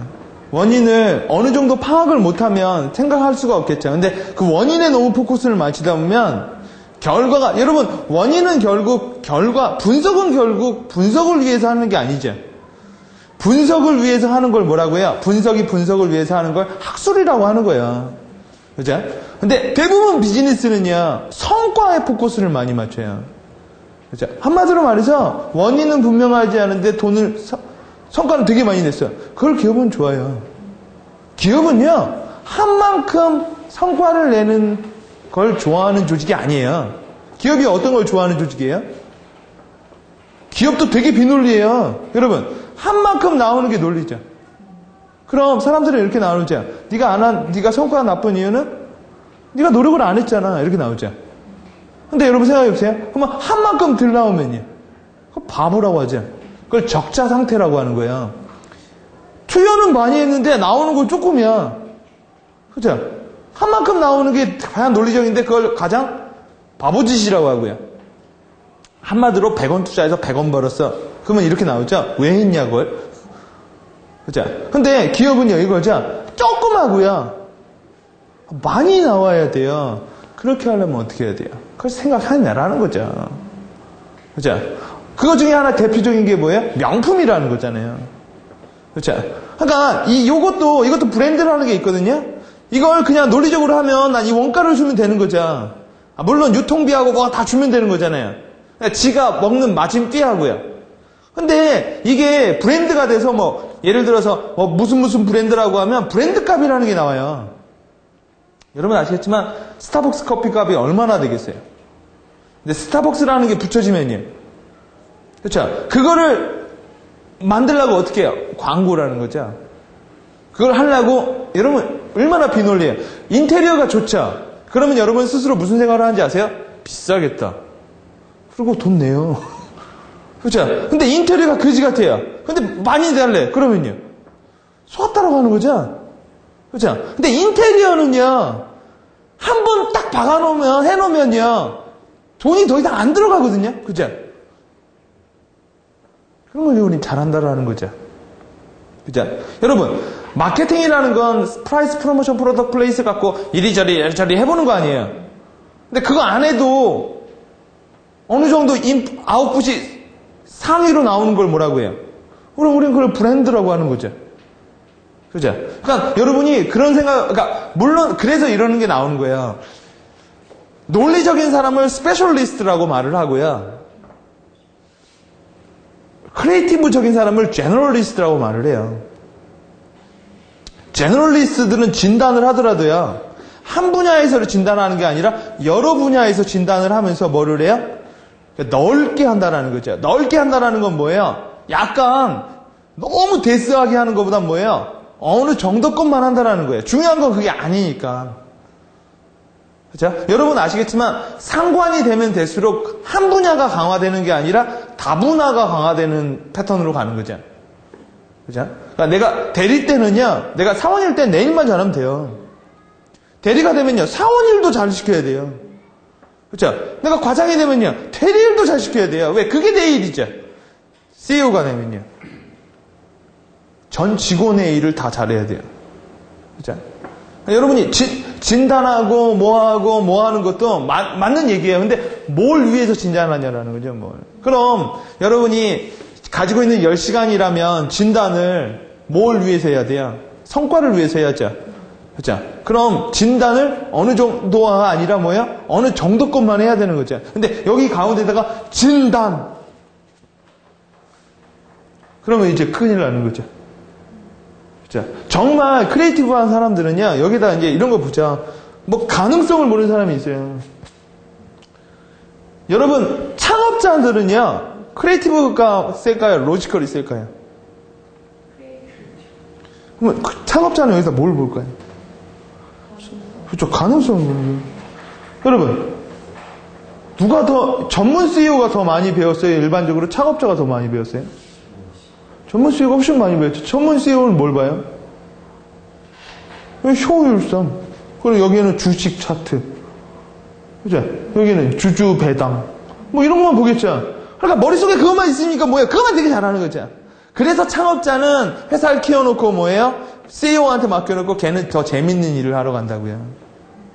대부분. 네. 이제는 그건 해도 재미가 없거든요. 했던 일을 계속 하는 건 재미가 별로 없거든요. 그래서 여러분 아시겠지만 유명한 CEO들은 회사를 만들어 놓고 막 기자가 되기도 하고 아티스트가 되기도 하고 막 이래요. 그 사람들은 언제나 재밌는 일을 해요. 근데 그러면 돈을 번들어하는 거죠. 이런 유명한 말이 있죠. 대부분의 사람들은 돈이 없어서 하기 싫은 일을 하고요. 하기 싫은 일을 하면 할수록 돈은 못 번다라는 얘기가 있어요. 그죠? 자, 이런 거를 한번 여러분이 생각해 보셔서 창의적인 기업을 만드는 7가지 원칙. 조직과 기업을 차지적으로 만들려면 어떻게 해야 될까요? 아니, 나 자신부터. 여러분, 나도 매니지먼트예요. 왜? 나는 하나잖아요. 근데, 내가 매니지먼트 한다는 얘기가 뭐예요? 내가 나를 관리해요? 그러니까 내가 나를 관리하면 자유인이 되지만 남이 나를 관리하면 노예가 되겠죠. 그렇죠? 그러니까 관리한다라는 건 일단 2개 이상이죠. 그게 뭐예요? 창희 씨, 그게 뭘까요?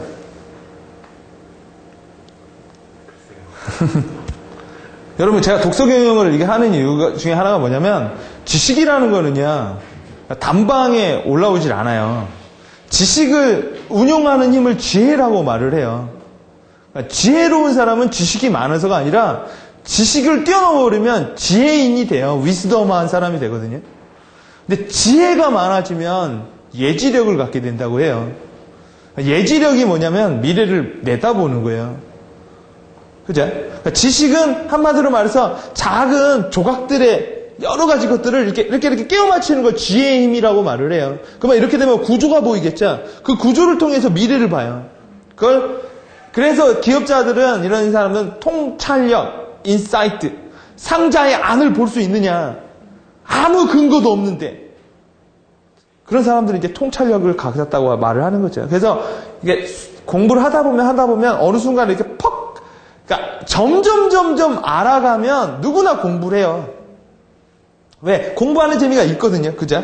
영어를 할 때도 점점 영어가 늘면 할 맛이 나. 근데요, 영어도 그렇고 모든 것을 이렇게 바닥을 기다가요, 어느 순간 딱 올라요. 이걸 뭐라고 할까요? 이거 딱 올라가는 점을. 이거는 이제 동양에서는 깨달음이라고 말을 해요. 이게 머리가 이제 텄다라고 하는 거죠. 터졌다라고. 그러니까 어느 순간 되면 뭐예요? 그러니까 책도 그래요, 여러분. 책 읽는 거 되게 싫죠. 근데 여러분 아시겠지만, 그러니까 학력이 낮거나 뭐 이렇게 전반적으로 자원이 낮은 사람들은 오직 하나밖에 없어요. 시간. 그러니까 다이어리를 써가지고 막 어떻게 하면 살아야 되느냐 막 그거에 막 논하는 거죠. 하루 24시간 쪼개고. 그렇죠? 근데 어떤 사람들은 책을 통해서 자기 자원을 넓힌다고요. 그러니까 책을 많이, 여러분 사법고시를 패스한다라는 것도 결국 책을 보는 얘기예요. 그죠? 의학을 한다라는, 의사가 된다라는 것도 결국 뭐예요? 수많은 도서를 읽을 수밖에 없는 거야. 그죠? 근데 도서를 읽는다라는 건 뭐예요? 내가 그렇게 잘났다고 생각을 하면 도서를 읽을 이유가 없죠. 왜? 내가 다 알 건데 뭐. 그죠? 도서를 읽는다는 자체가 뭐예요? 남의 얘기를 수용할 수 있는 능력을 갖게 된 거죠. 그러니까 귀가 열렸다라고 말을 하는 거죠. 여러분, 나 자신을 경영한다는 게 뭐냐면, 생물학적으로 보면 장기나 여러 가지 것들이 있겠죠. 이것들을 관리하는 걸 또 나의 관리라고 하겠죠. 또요. 그러니까 나의 관리한다라는 게 비즈니스 차원으로 보면 나 아닌 내가 되게 많다고요. 창희 씨는 내가 몇 번 얘기했죠. 창희 씨는 창희 씨가 아니야. 그러니까 회사에 있을 때 이창희가 있고, 집에 있을 때 이창희가 있고, 그렇죠? 교회에 있을 때 이창희가 있고, 여자친구랑 있을 때 이창희가 있어요. 여러분도 아마 다 그럴 거예요. 그렇죠? 근데 여러분, 그 모든 수많은 나들이에요. 그렇죠? 그걸 내가 관리해내는 거예요. 그러니까 내가 오직 하나밖에 없다고 하면 얼마나 쉽겠어요. 그럼 되게 본질적인 거예요. 한마디로 말해서 내가 싸가지가 없어요. 그럼 그냥 싸가지 없게 행동을 하면 되는데 어떤 사람이 있으면 공손하단 말이죠. 그렇죠? 그럼 매니지먼트 한다는 게 뭐냐? 나를 가지고 하는 게 아니라 쟤랑 있을 때, 그러니까 어떤 사람이랑 있으면 내가 변한단 말이죠. 그럼 내가 누굴 만나야 되냐라는 거예요. 여러분, 내가 누구를 만나서 이렇게 변하질 않아요. 그러니까 예를 들어서 여러분이 어떤 사람을 만나면요, 그 사람한테 엄청나게 임팩을 많이 받아서, 그게 예를 들어 나폴레옹일 수도 있는 거야. 내 나폴레옹을 동시대 인물이니까 못 만나지만 책을 통해서 만날 수가 있거든요. 그렇죠? 그러면 나폴레옹에 의해서 내가 변한다고요. 그래서 여러분, 책을 많이 읽는 사람들이 그런 게 많아지는 거예요. 왜요? 여러분이 다빈치를 만날 수 있는 방법은 없어요. 죽어서 거기 가서 만나겠지만, 그러나 책을 통해서 보면 다빈치를 만날 수 있고 그의 사고를 들어볼 수 있거든요. 그렇죠? 그러니까 나를 관리한다라는 게 뭐냐면, 나를 가지고 뭘 하게 되면 이게 되게 힘든 거예요. 여러분, 나를 가지고 나를 관리하는 걸 부다가 하는 방식이죠. 그죠? 그러니까 산골짜기에 들어가서 동굴에 들어가가지고 벽만 보고 10년 동안 해서 뭐예요? 깨달음을 얻어버리는 거죠. 그렇죠? 그게 나를 가지고 관리하는 방법인데, 비즈니스에선 사람과의 관계에서 내가 바뀌는 경우가 많다고요. 예를 들어 내가 하버드 대학교에 가서 스마트해진 이유는 하버드 대학교에 가서 하버드 대학교 다니는 사람들과 관계하다 보니까 스마트해졌는데, 그렇죠? 내가 초등학교 친구들을 만나니까 애들은 막, 야, 두꺼 봐, 막 뭐라고 불러. 그건 뭐야? 그들과 관계하다 보니까 내가 그렇게 변하는 거죠. 그러니까 내가 또 하나의 나가 되게 많다고요. 그 중에서 어떤 사람을 가장 내가 필두에 세워놓느냐에 따라서 다르겠죠. 여러분, 제가 아까 말했잖아요. 창의적인 사람은 없어요. 창의성만 가지고 있는 사람은 없는데 창의적으로 보이는 사람은 있다고요. 여러분이 피카소가 하루 365일 예술만 하진 않았을 거예요. 밥도 먹고 헛짓거리도 하겠죠. 그러나 우리는 뭐야? 피카소는 예술가라고만 보이잖아요. 심지어 내가 필두로 내놓은 게 모든 것을 내 행위를 다 해석시킨다고요. 예를 들어 피카소가 밥을 먹으면 예술적으로 먹는다고 해야겠죠. 밥을 흘려도야 예술적으로 흘린다고 하겠죠. 내가 흘리면요 지저분하다고 하겠죠. 그러니까 나를 경영한다는 거. 그럼 나를 경영하려면 내가 뭘 알아야 돼요? 내가 얼마나 가지고 있는지를 알아야 될 거 아니에요. 그죠? 그러니까 이해되세요? 내가 인사를 관리한다는 거. 여러분, 내 직원이 2명밖에 없으면 무슨 인사관리가 뭐가 필요해요? 프리랜서는 인사관리 할 필요가 없어. 혼자 일하니까. 그죠? 100명이면요 인사관리가 필요하죠. 그죠? 100명이면 100명의 인사관리가 필요한 거고 1000명이면 1000명의 인사관리가 필요한 거거든요. 시스템에 맞게끔. 그럼 내가 나를 관리하면 일단 내가 어떤 사람인지를 알아야 돼요. 그죠? 내가 또 어떤 사람과 관계하고 있는지를 알아야죠. 예를 들어 고민을 해보세요. 내가 이래서 저런 사람을 만났는지 아니면 내가 저 사람을 만나서 이렇게 됐는가를, 내가 우울해서 비가 오는지 비가 와서 우울한지를, 내 몸에 군인의 피가 흘러서 군대를 갔는지 군대에 가서 군인이 됐는지. 그럼 뭐가 빠를 것 같아요? 그렇죠? 여러분, 관계를 바꾸는 게 빨라. 여러분, 독서경영쌤이다 제가 진행하죠. 여러분, 이 책 사다가 여러분이 읽는 게 더 빨라요. 그렇죠? 시간적으로 여기 오고 가는 시간을 비교하면 훨씬 더 걸려요. 근데 왔다라는 그 관계를 만들어 놓으면 오게 돼요. 학원 다니는 이유가 그거거든요. 그죠? 그리고요, 다른 사람과 얘기를 하다 보면 더 많은 인사이트를 얻을 수가 있거든요. 그죠? 그러니까 그게 나를 관리한다라는 거예요. 저도 끊임없이 제가 관리하는, 제가 많이 변해요. 왜냐면, 예를 들어, 사장님들이랑 이랬을 때는 말하는 투도 바뀌어요. 그죠? 여자들이랑 있을 땐 여자들 투, 수강생이랑 수강생 투, 제 비즈니스 파트너랑 비즈니스 파트너. 근데 내가 그 수많은 나를 어떻게 관리할 수 있느냐를 보는 거죠. 왜요? 그게 내가 가지고 있는 전부니까. 아까 말한 것처럼 효율을 극대화하는 거니까. 조직과 기업의 창의적으로 만들려면 일단 뭘 알아야 돼요? 그러니까 일단 우리 조직원들의 특성도 알아야 돼요. 그죠? 예를 들어 몇 명인가도 알아야 될 거 아니에요. 몇 명도 모르고. 그죠? 얘가 미혼이냐 기혼이냐 이런 것도 다 알아야겠죠. 제일 중요한 게, 저는 이제 이거를 크리에이티브 빅팟이라고 제가 말을 하는데, 여러분, 나무는요 시멘트에다가 놨다고 잘하는 건 아니에요. 그죠? 그러니까 모든 인간은 다 씨앗이라고 한다면 씨앗은 다 나무가 될 잠재력이 있거든요. 그죠? 안이 썩은 애들은 어쩔 수가 없겠지만, 그죠? 근데 대부분의 사람들은요, 저는 이렇게 봐요. 아주 옛날 시대 장영실이나 막 이런 사람들 있죠?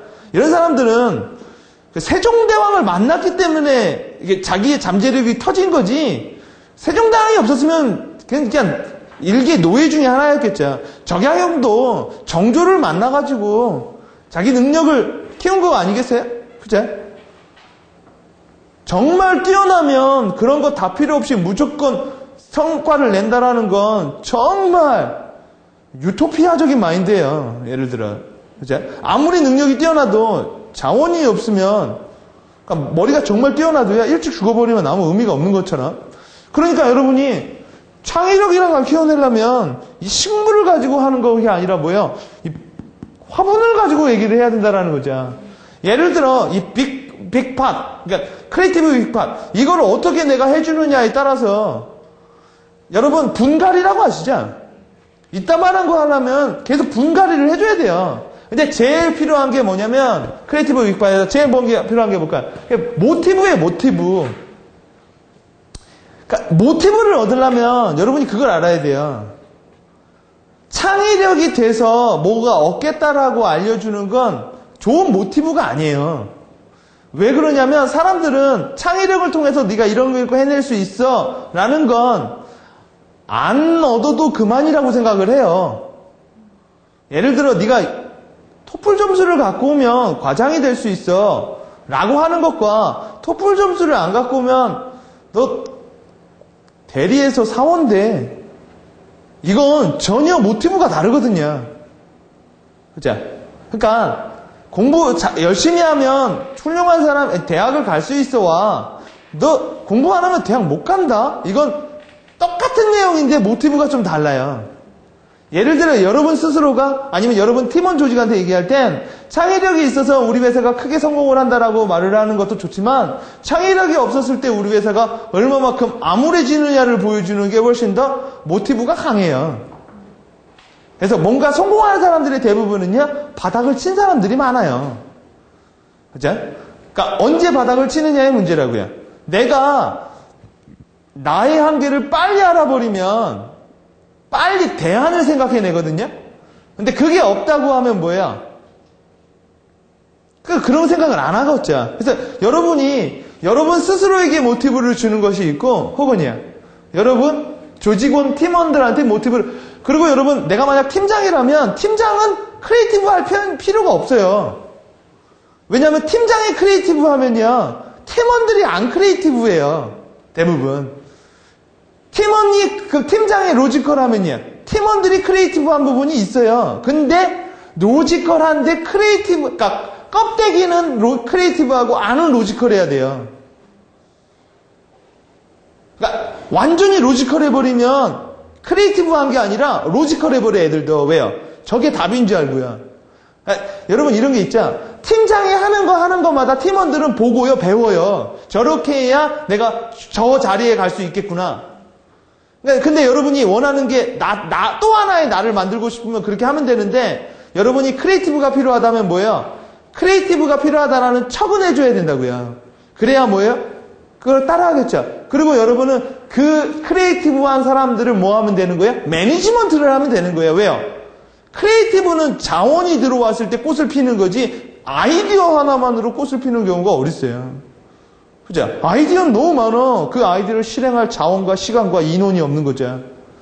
그죠? 근데 여러분이 아이디어를 많이 대면요, 팀원들은 그러지 않는다고요. 오케이? 자, 그래서 여러분이 어떤 모티브를 주느냐의 부분이고, 이 모티브는요, 계속 이렇게 커져 나가는 거예요. 오케이? 이런 걸, 이제, 어떤 회사, 3M이라는 회사는, 여러분, 3M은 되게 유명한 작품이 있죠? 포스트잇. 쓸모없는 접착제가 성가대에서 부딪혀가지고 3M이 됐다고 하죠. 3M의 사운이 이런 거예요.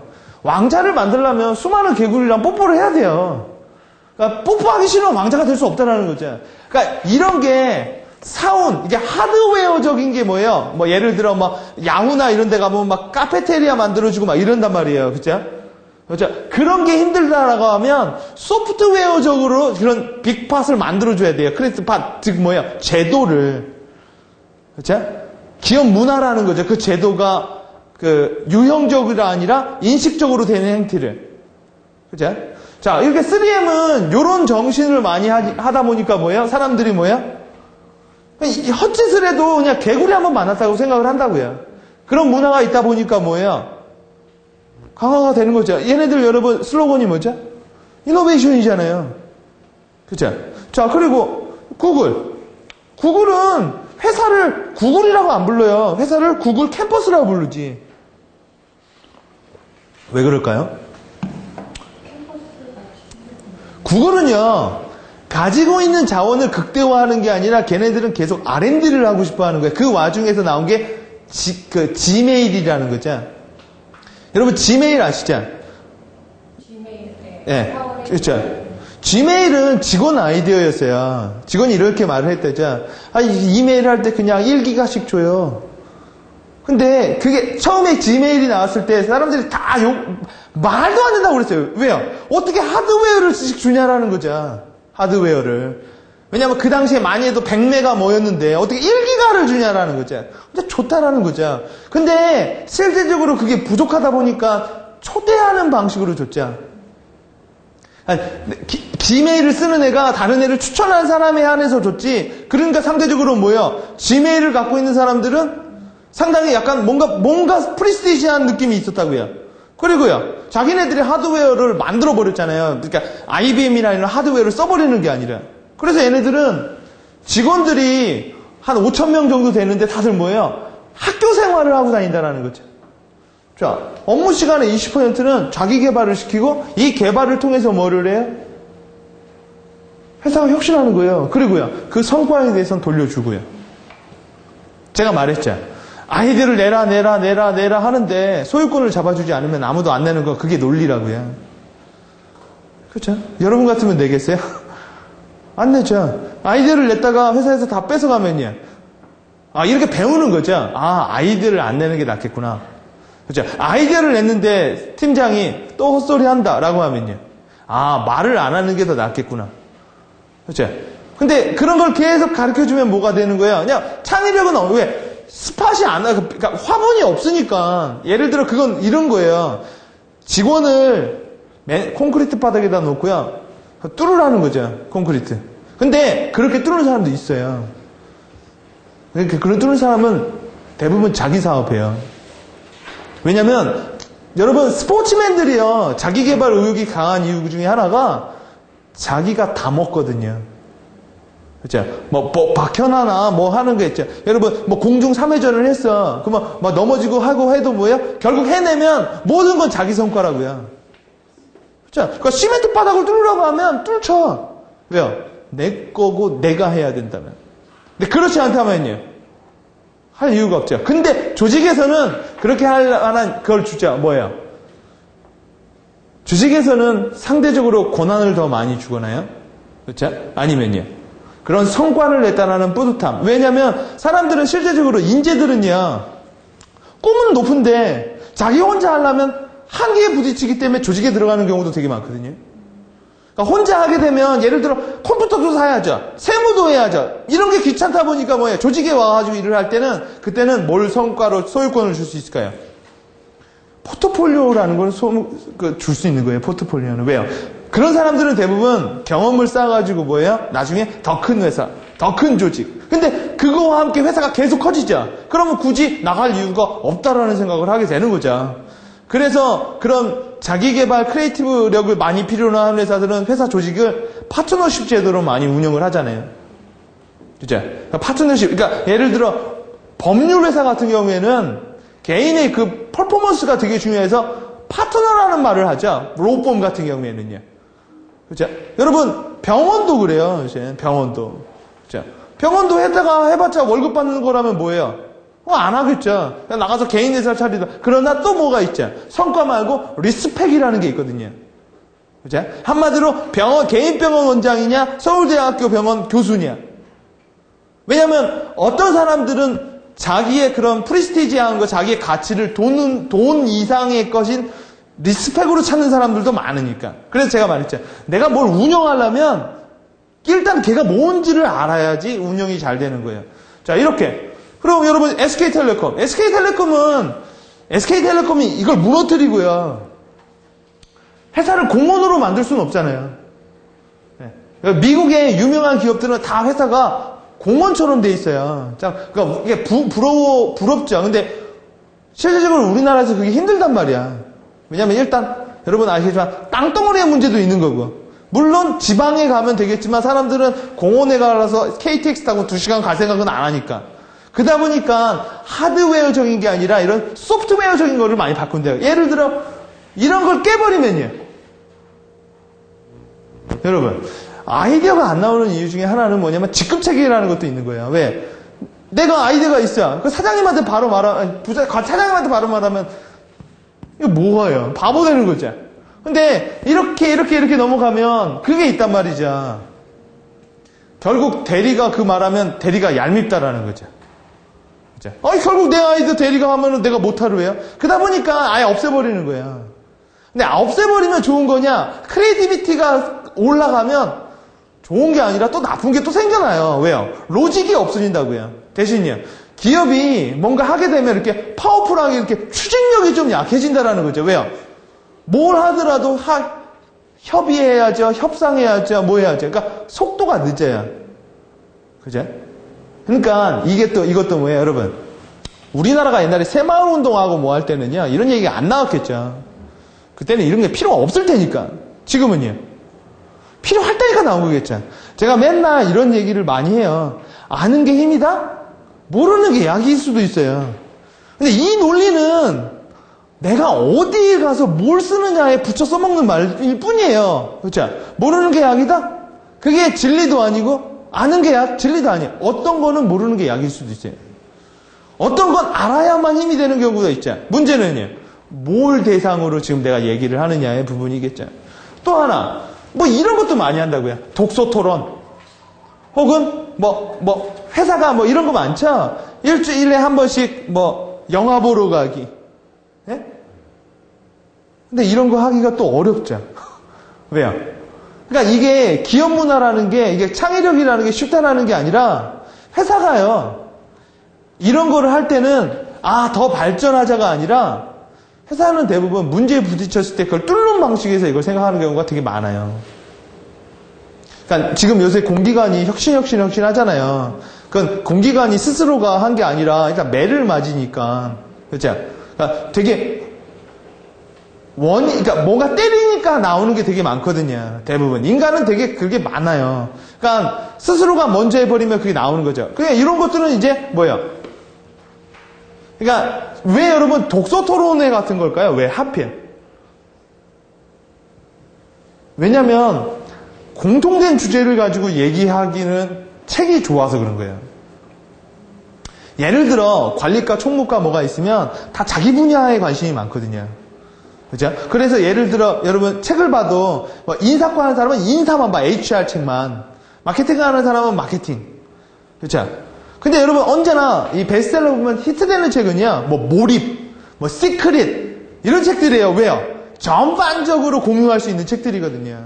그래서 책을 선택을 해서 일주일에 한 권, 한 달에 한 권 정도 책을 선택해서 책을 같이 읽고 그거에 대해서 뭘 보는 게 좋을까요? 그 책을 읽고 무슨 뷰를 가지고 무슨 관점을 가졌느냐에 따라서 저 사람은 저런 사람이고 저런 사람은 이렇게 서로 간에 포용할 수 있는 걸 알 수 있는 거예요. 그렇지 않고 어떤 이슈를 갖게 되면 언제나 회사는요. 문제를 가지고 회의를 해요. 대부분 회의하는 이유가 그러다 보니까 여러분 문제는 문제 자체에 있는 게 아니라 성과에 있거든요. 그렇죠? 그러니까 성과를 빨리 내는 팀한테 힘을 준다고. 그러다 보니까 언제나 억울한 팀이 있고요. 언제나 유리한 팀이 있어요. 근데 그냥 이슈를 가지고 대화를 하자라는 거죠. 성과가 아니라. 그렇게 되면 그게 성과로 나타나는데 왜 그런 걸 잘 안 하느냐?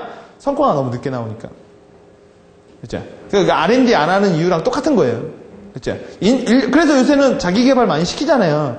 자기 개발도 자기를 개발하는 건데 여러분 팀 조직 간에 팀이 많으려면 자기가 성과를 내는 게 아니라 팀이 성과를 내려면 성과가 아니라 공헌의 포커스를 더 많이 맞춰야 돼요. 내가 팀을 위해서 뭘 할 수 있을까? 자, 그래서 이런 것들을 많이 하는 게 좋고 빅팟 7가지 이 저자가 말하는 빅팟이 뭐냐면 일단 호기심, 실험정신, 감각, 불확실성, 좌뇌와 우뇌, 단순함, 그다음 연관성이라는 건데 하나씩 보면 일단 좋은 질문이 좋은 답변을 놔요. 여러분이 문제가 있으면 일단 기준점을 잡으라고 그래요. 가장 보편적인 답. 그러니까 기사님이 그러면 줄이면 되잖아요. 그리고 논리적인 답을 쓰면 되는 거예요. 오케이? 그리고요. 그 다음 말도 안 되는 답을 쓰는 거예요. 그리고요. 답은 뭘로 결정하는 거예요? 답은요. 아무리 좋은 답이어도 수용할 수 없고 실행할 수 없으면 답이 아니에요. 우리 조직이 할 수 있는 일과 있고 할 수 없는 일이 있거든요. 왜요? 언제나 자원의 문제, 시간의 문제가 있으니까요. 그리고 나서 결정을 하는 거예요. 오케이? 그러니까 대안은 많으면 많을수록 옵션이 많아지기 좋겠죠. 근데 2개밖에 안 나오고 하면요. 그건 여러분 옵션을 하나 갖고 주고 이거밖에 없습니다라고 하는 건 뭐예요? 맞았거나 틀렸거나죠. 그렇죠? 근데 사람들은 맞았다고 보는 게 아니라 틀린 점을 먼저 본다고요. 그렇죠? 그러니까 될 거를 보면 좋겠지만 안 될 거를 보고 안 될 게 제거가 되면 될 거를 봐요. 대부분. 그래서 이런 식으로 생각하는 게 좋다라는 말이 있고 실험정신이라는 건 뭐냐면 도전하면 실패.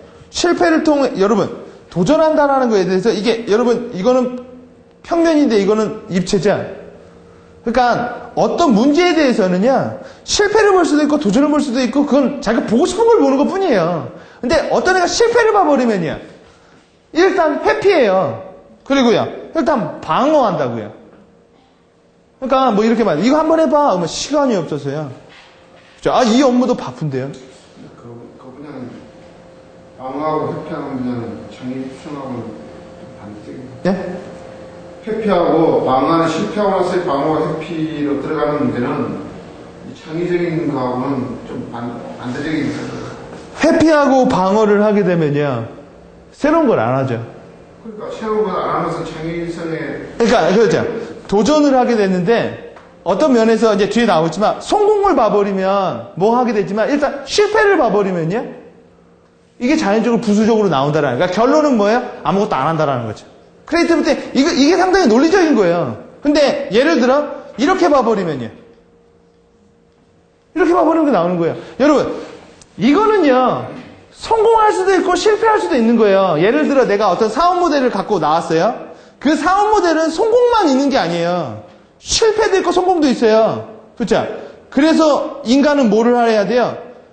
실패에 포커스를 안 맞추고 성공하기 위해서 전략을 짜내는 거죠. 그러니까 지금 주제가 창의력에 대한 개발 문제인데 창의성 있는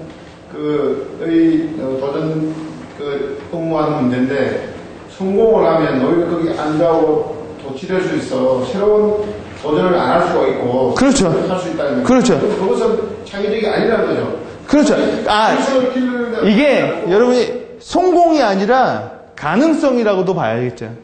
그렇죠. 그러니까 될 거라는 거, 긍정적으로 성공할 수 있다라는 거를 그러니까 예를 들어 성공을 해버리면 다음에 성공을 안 할 수 있거든요. 왜냐면 안일주의라는 게 나오는 거죠. 그렇죠. 근데 성공을 하고 나서 어떤 문제가 됐을 때 된다 안 된다라는 거 보면 또 되는 걸 보자. 그러면 성공할 수도 있고 성공 못 할 수도 있어요. 중요한 건 성공했다 성공 안 했다가 아니라 뭐예요? 그죠? 계속 간다라는 거예요. 계속 한다라는 거. 하나의 현상을 봤을 때 모든 거 이런 말이 있죠. 문제 속에 기회 있고 기회 속에 문제 있는 거죠. 그렇죠? 그러니까 뭘 보느냐의 문제인데 이게 또 중요한 거지만 더 중요한 건 뭐냐? 이 자각이라는 거예요. 보라 한다고 봐지는 게 아니라 자꾸 뭐예요? 자기가 그런 면을 스스로가 볼 줄 알아야 되거든요. 여러분 크리에이티비티라는 거는요. 안 될 것 같으면 안 나와요. 그죠? 된다라는 생각 하에서 시도를 해보는 거죠. 여러분 사람은 언제 크리에이티비티가 많이 좋아지냐면요. 방법이 주어졌을 때가 아니라 해야만 하고 방법은 그러니까 현실은 낮고요. 목표가 높을 때 그때 크리에이티비티가 많이 나와요. 예를 들어 에베레스트 산에 가다가 내가 조난당했어요. 살고는 싶고 가지고 있는 건 먹을 게 없어요. 그러면요. 방법은 엄청나게 많이 나오는 거예요. 그러니까 여러분 뭐 조난 영화나 이런 거 보면 사람들이 골 때리는 걸 많이 하죠. 뭐 이걸 하고 뭐 하고 왜요? 오직 살아남아야 되니까. 근데 만약 그 사람이 죽는다라는 걸 봤으면요. 아무것도 안 하는 거죠. 그죠? 그러니까 방법은 스스로가 만들어내는 건데 일단 결국 뭘 보느냐의 문제예요. 뭘 보느냐. 크리에이티비티를 높이는 건 한마디로 뭐예요? 매사에 긍정적인 마인드를 많이 갖고 있는 거죠. 여러분 모든 거에는 다 양면이 있어요. 그러니까 많은 사람들은 이렇게 생각을 해요. 여러분 결국 불확실성에 대한 게임이거든요. 이 게임은. 그렇죠? 될 수도 있고 안 될 수도 있어요. 근데 많은 사람들은 된다라는 거에다가 완벽하게 기일 때까지 뭐예요? 분석을 해요. 근데 그러면 거의 틀린다라는 게 그 분석하는 동안 그 팩트가 변한다고요. 환경은 정적인 게 아니라 상당히 동적이거든요. 분석을 하면 할수록 불확실성은 확실성으로 해석이 되겠지만 근데 여러분 아시겠지만 당구를 칠 때 맞추려면 맞출수록 손에 힘이 들어가는 것처럼 맞추려면 맞출수록 불확실성은 더 높아져만 가는 거예요. 대부분 뭐냐? 가능성을 보고 뛰어들어서 뭐예요? 그때 계속 파악을 하고 다니는 거예요. 자, 이런 걸 보는 거고 세 번째, 이건 뭘까요? 감각을 믿는 거예요. 크리에이티비티는 데이터를 믿는 게 아니에요. 크리에이티비티는 뭘 믿는 거예요? 감각을 믿는 거고 감각을 믿을 때 뭐가 나올까요? 자신감이 나오는 거예요. 여러분 골키퍼는요 볼을 보고 뛰어요. 그러면 늦어요. 근데 그래도 계속 뛰어요. 언제까지 뛰어요? 감각이 터질 때까지 뛰는 거죠. 그렇죠? 결국 뭐냐? 이 비즈니스라는 거, 창의력, 논리라는 게 왜 필요하냐? 머리가 터질 때까지 계속 논리가 필요해요.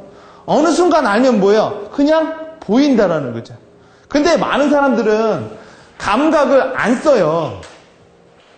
그러니까 신입사원 때부터 옛날부터 뭐예요? 논리에 근거해서 말을 해라. 그죠? 논리에 근거해서 말을 해라. 그 말을 하다 보니까 뭐예요? 논리가 없으면? 데이터가 없으면? 말을 안 해요. 왜요? 할 말이 없는 거죠. 대부분. 여러분, 지금 젊은 세대들 자기 주장 상당히 강하죠. 여러분, 막, 광우병 보면은 막 댓글이 막 몇천 개씩 붙죠. 왜 그럴까요? 이제 우리가 상대하는 사람들은 논리적인 사람들이 아니라 뭐예요? 되게 자유롭게 발상하는 사람들이에요. 여러분, 예전에 그 심영래 씨가 만들었던 그 영화 있죠? 그렇죠. 디워 가지고도 말 많은 거예요. 왜요? 누구 말이 많으냐? 그런 말하는 과정에서 여러분, 그거 중에 하나가 백분 토론이라는 거죠. 답을 찾는 게 아니라 답은 뭐예요? 계속 대화하면서 답은 없어요. 합의될 뿐이지. 그죠? 자, 그렇기 때문에 여러분이 감각을 쓰지 않으면 언제나 뭐예요? 안 넣는 거예요. 여러분이 어떤 문제가 딱 터지죠? 그럼 데이터를 믿는 게 아니라 일단 뭘 돌려야 될까요? 감각을 믿어야 돼요. 왜요? 아무것도 없을 때 의존할 수 있는 건 내 직관력밖에 없거든요. 그걸 해서 뭐예요? 여러분의 직관력을 누가 믿지는 않잖아요. 그때 뭐가 필요해요? 데이터가 필요한 거죠. 그죠? 그러니까 데이터를 가지고 한다는 건 뭐예요? 여러분 데이터를 가지고 이게 데이터라고 쳐요? 그럼 데이터를 가지고 데이터가 중요한 게 아니죠. 데이터를 통해서 뭘 얻어냈느냐가 중요한 거죠. 그렇죠? 근데 뭘 얻어냈느냐는 뭘 받느냐의 문제일 뿐이라고요. 사원은 사원 입장이니까 이것만 보이는 거고 과장은 과장 입장이니까 이면만 보이는 거고 근데 모두 다 뭐예요? 그러니까 장님 코끼리 엉덩이 만지기라고 하죠.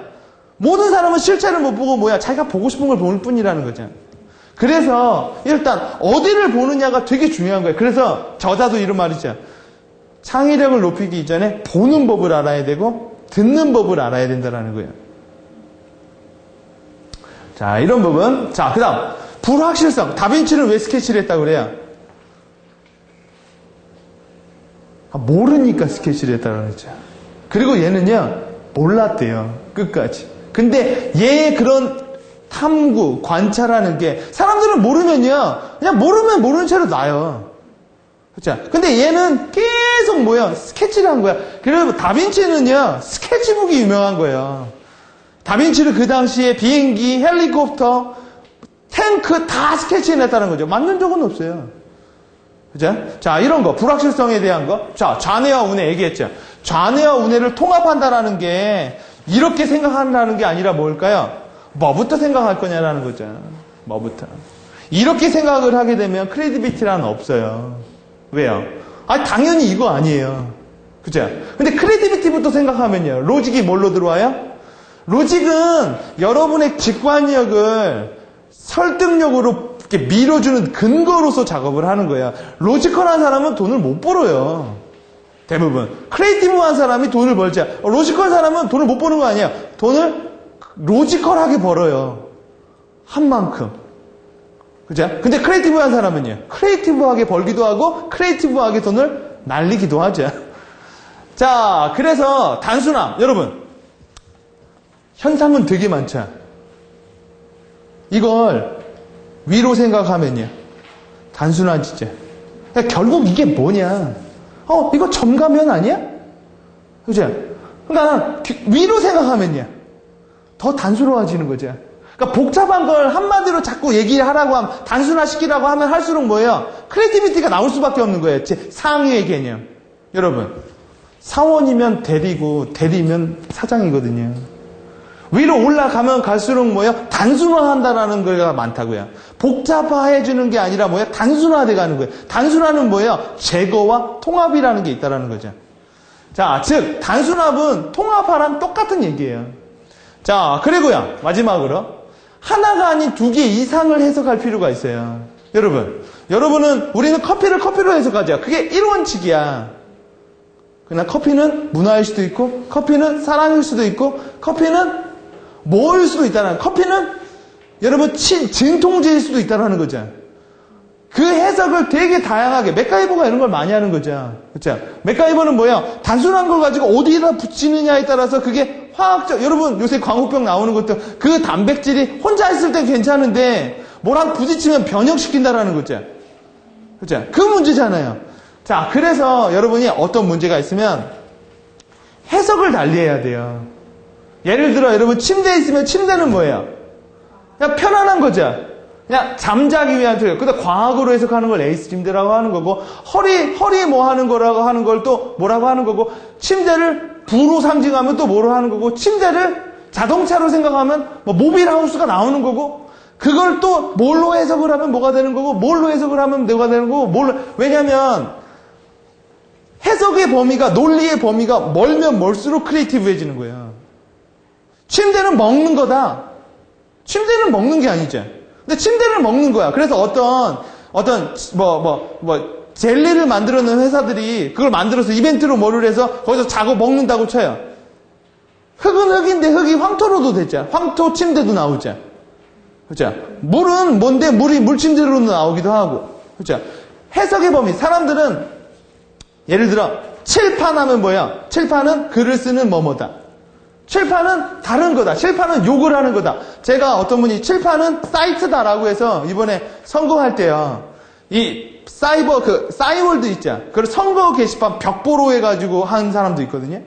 그러니까 예를 들어 국회의원이 한 4,000명 나오면 다 그걸 만들어야 될 거 아니에요. 그러니까 게시판은 그냥 커뮤니케이션 툴이다. 게시판은 파도타기다. 게시판은 카페다. 해석에 하는 범위에 따라 뭐예요? 크리에이티비티가 다 달라진다라는 거예요. 자, 그래서 제가 추천하는 방법 중에 하나는 뭐냐면 일단 상호 존중하는 문화를 만들어야 돼요. 그러니까 누가 아이들 말 같은 소리를 말 안 되는 소리를 해도 뭐예요? 일단 수용하려는 거. 두 번째, 만약 여러분 오늘은 주제가 창의적 기업을 만드는 거죠. 만들려면 대표인 나, 팀장인 내가 바보 같은 소리를 먼저 해주면 사람들도 따라서 해요. 근데 처음부터 이런 거 있잖아요. 나 짜장면 먹게 너번에 먹어. 하면 뭐예요? 짜장으로 끝나는 거랑 똑같다는 거죠. 되게 논리적으로 말을 해버리면 거기 그 바운더리는 내가 잡는다라는 거예요. 바운더리는. 자, 또요. 뭐 비즈니스 도서 세미나, 주제 토론, 1일 강사제도 이런 것도 많이 하죠. 이런 걸 통해서 뭐야? 자꾸 간에 제너럴리스트로 만들어야 될 필요가 있는 거예요. 스페셜리스트들이 계속 되면요. 자기 분야 외에는 배척을 한다라는 거죠. 오케이? 자, 그리고요. 놀이 문화를 또 많이 만드셔야 되는 거예요. 물론 이런 것도 조직에 또 그런 게 있어야겠지만요. 자, 그래서 여러분 창의력을 높이는 자에게는 여러분 어차피 창의력은요 이런 외줄타기예요. 그러니까 그럴 수도 있고 안 그럴 수도 있고 해석에 따라 다 달라지는데 여러분 외줄타기 할 때 이걸 실패로 보면요 아무도 외줄을 안 타죠. 그죠? 근데 여러분 요거를요 배운다라고 보면 외줄을 타는 건 그리 어려운 문제는 아니라는 거죠. 그러니까 떨어지면 악어밥이 될 수밖에 없다면 안 타는 게 답이고 떨어졌는데 바로 뭔가를 배워서 다시 트라이 할 수 있다면 큰 문제는 없겠죠. 그러니까 결국 창의력은 뭐예요? 여러분 스스로가 높이려는 게 아니라 여러분 주위에서 그런 장애 요소들을 없애지면 창의력은 그렇게 나올 수밖에 없다라는 관계로 보는 게 조금 더 쉽고, 자, 오늘은 여기까지 할 거고요. 다음 시간엔 팀장 리더십에 대해서 볼 거예요. 이 책이 되게 유명한 책이죠. 베스트셀러로 나온 책이고. 그러니까 팀장이 갖춰야 될 리더십 중에 하나가 크리에이티비티이고 그 외에 여러 가지 방법. 팀장은요, 결국 뭐 하는 거예요? 팀장 매니지먼트 방법이에요. 왜요? 사원이 2명인 사람과 사원이 100명인 사람은 분명히 매니지먼트법이 달라요. 팀장의 능력은 결국 뭐예요? 팀장으로서 매니지먼트를 극대화하는 거죠. 그것 중에 방법이 하나가 크리에이티비티예요. 크리에이티비티를 극대화하는 방법이 있고 로지컬을 극대화하는 방법이 있겠죠. 그래서 다음 시간엔 팀장 리더십에 대해서 할 테고 여러분이 참여하실 땐 책을 간단하게 여러분 데스하게 읽을 필요는 없어요. 왜? 어차피 까먹을 테니까. 그러나 이렇게 훑어보고 그 다음에 다시 한번 데스하게 보면 결국은 여러분 책 본다라는 게 내가 실무에 응용을 하는 부분이거든요. 이 부분까지 해서 다음 시간에 책을 좀 사셔서 훑어보시고 오신 다음에 책을 읽어보시면 저자와 나의 생각에 얼마만큼의 이 갭이 있는가를 좀 볼 수 있을 거고 또 여러분이 독서 경영 세미나 오시면 그 읽은 여러분의 해석과 저의 해석의 그 갭을 보다 보면 자꾸 그 갭을 메꾸다 보면 크리에이티비티도 좋아지는 부분이 있을 거라고 생각을 합니다. 자, 오늘 강의는 여기서 마치도록 하겠습니다. 자, 수고하셨습니다. 예.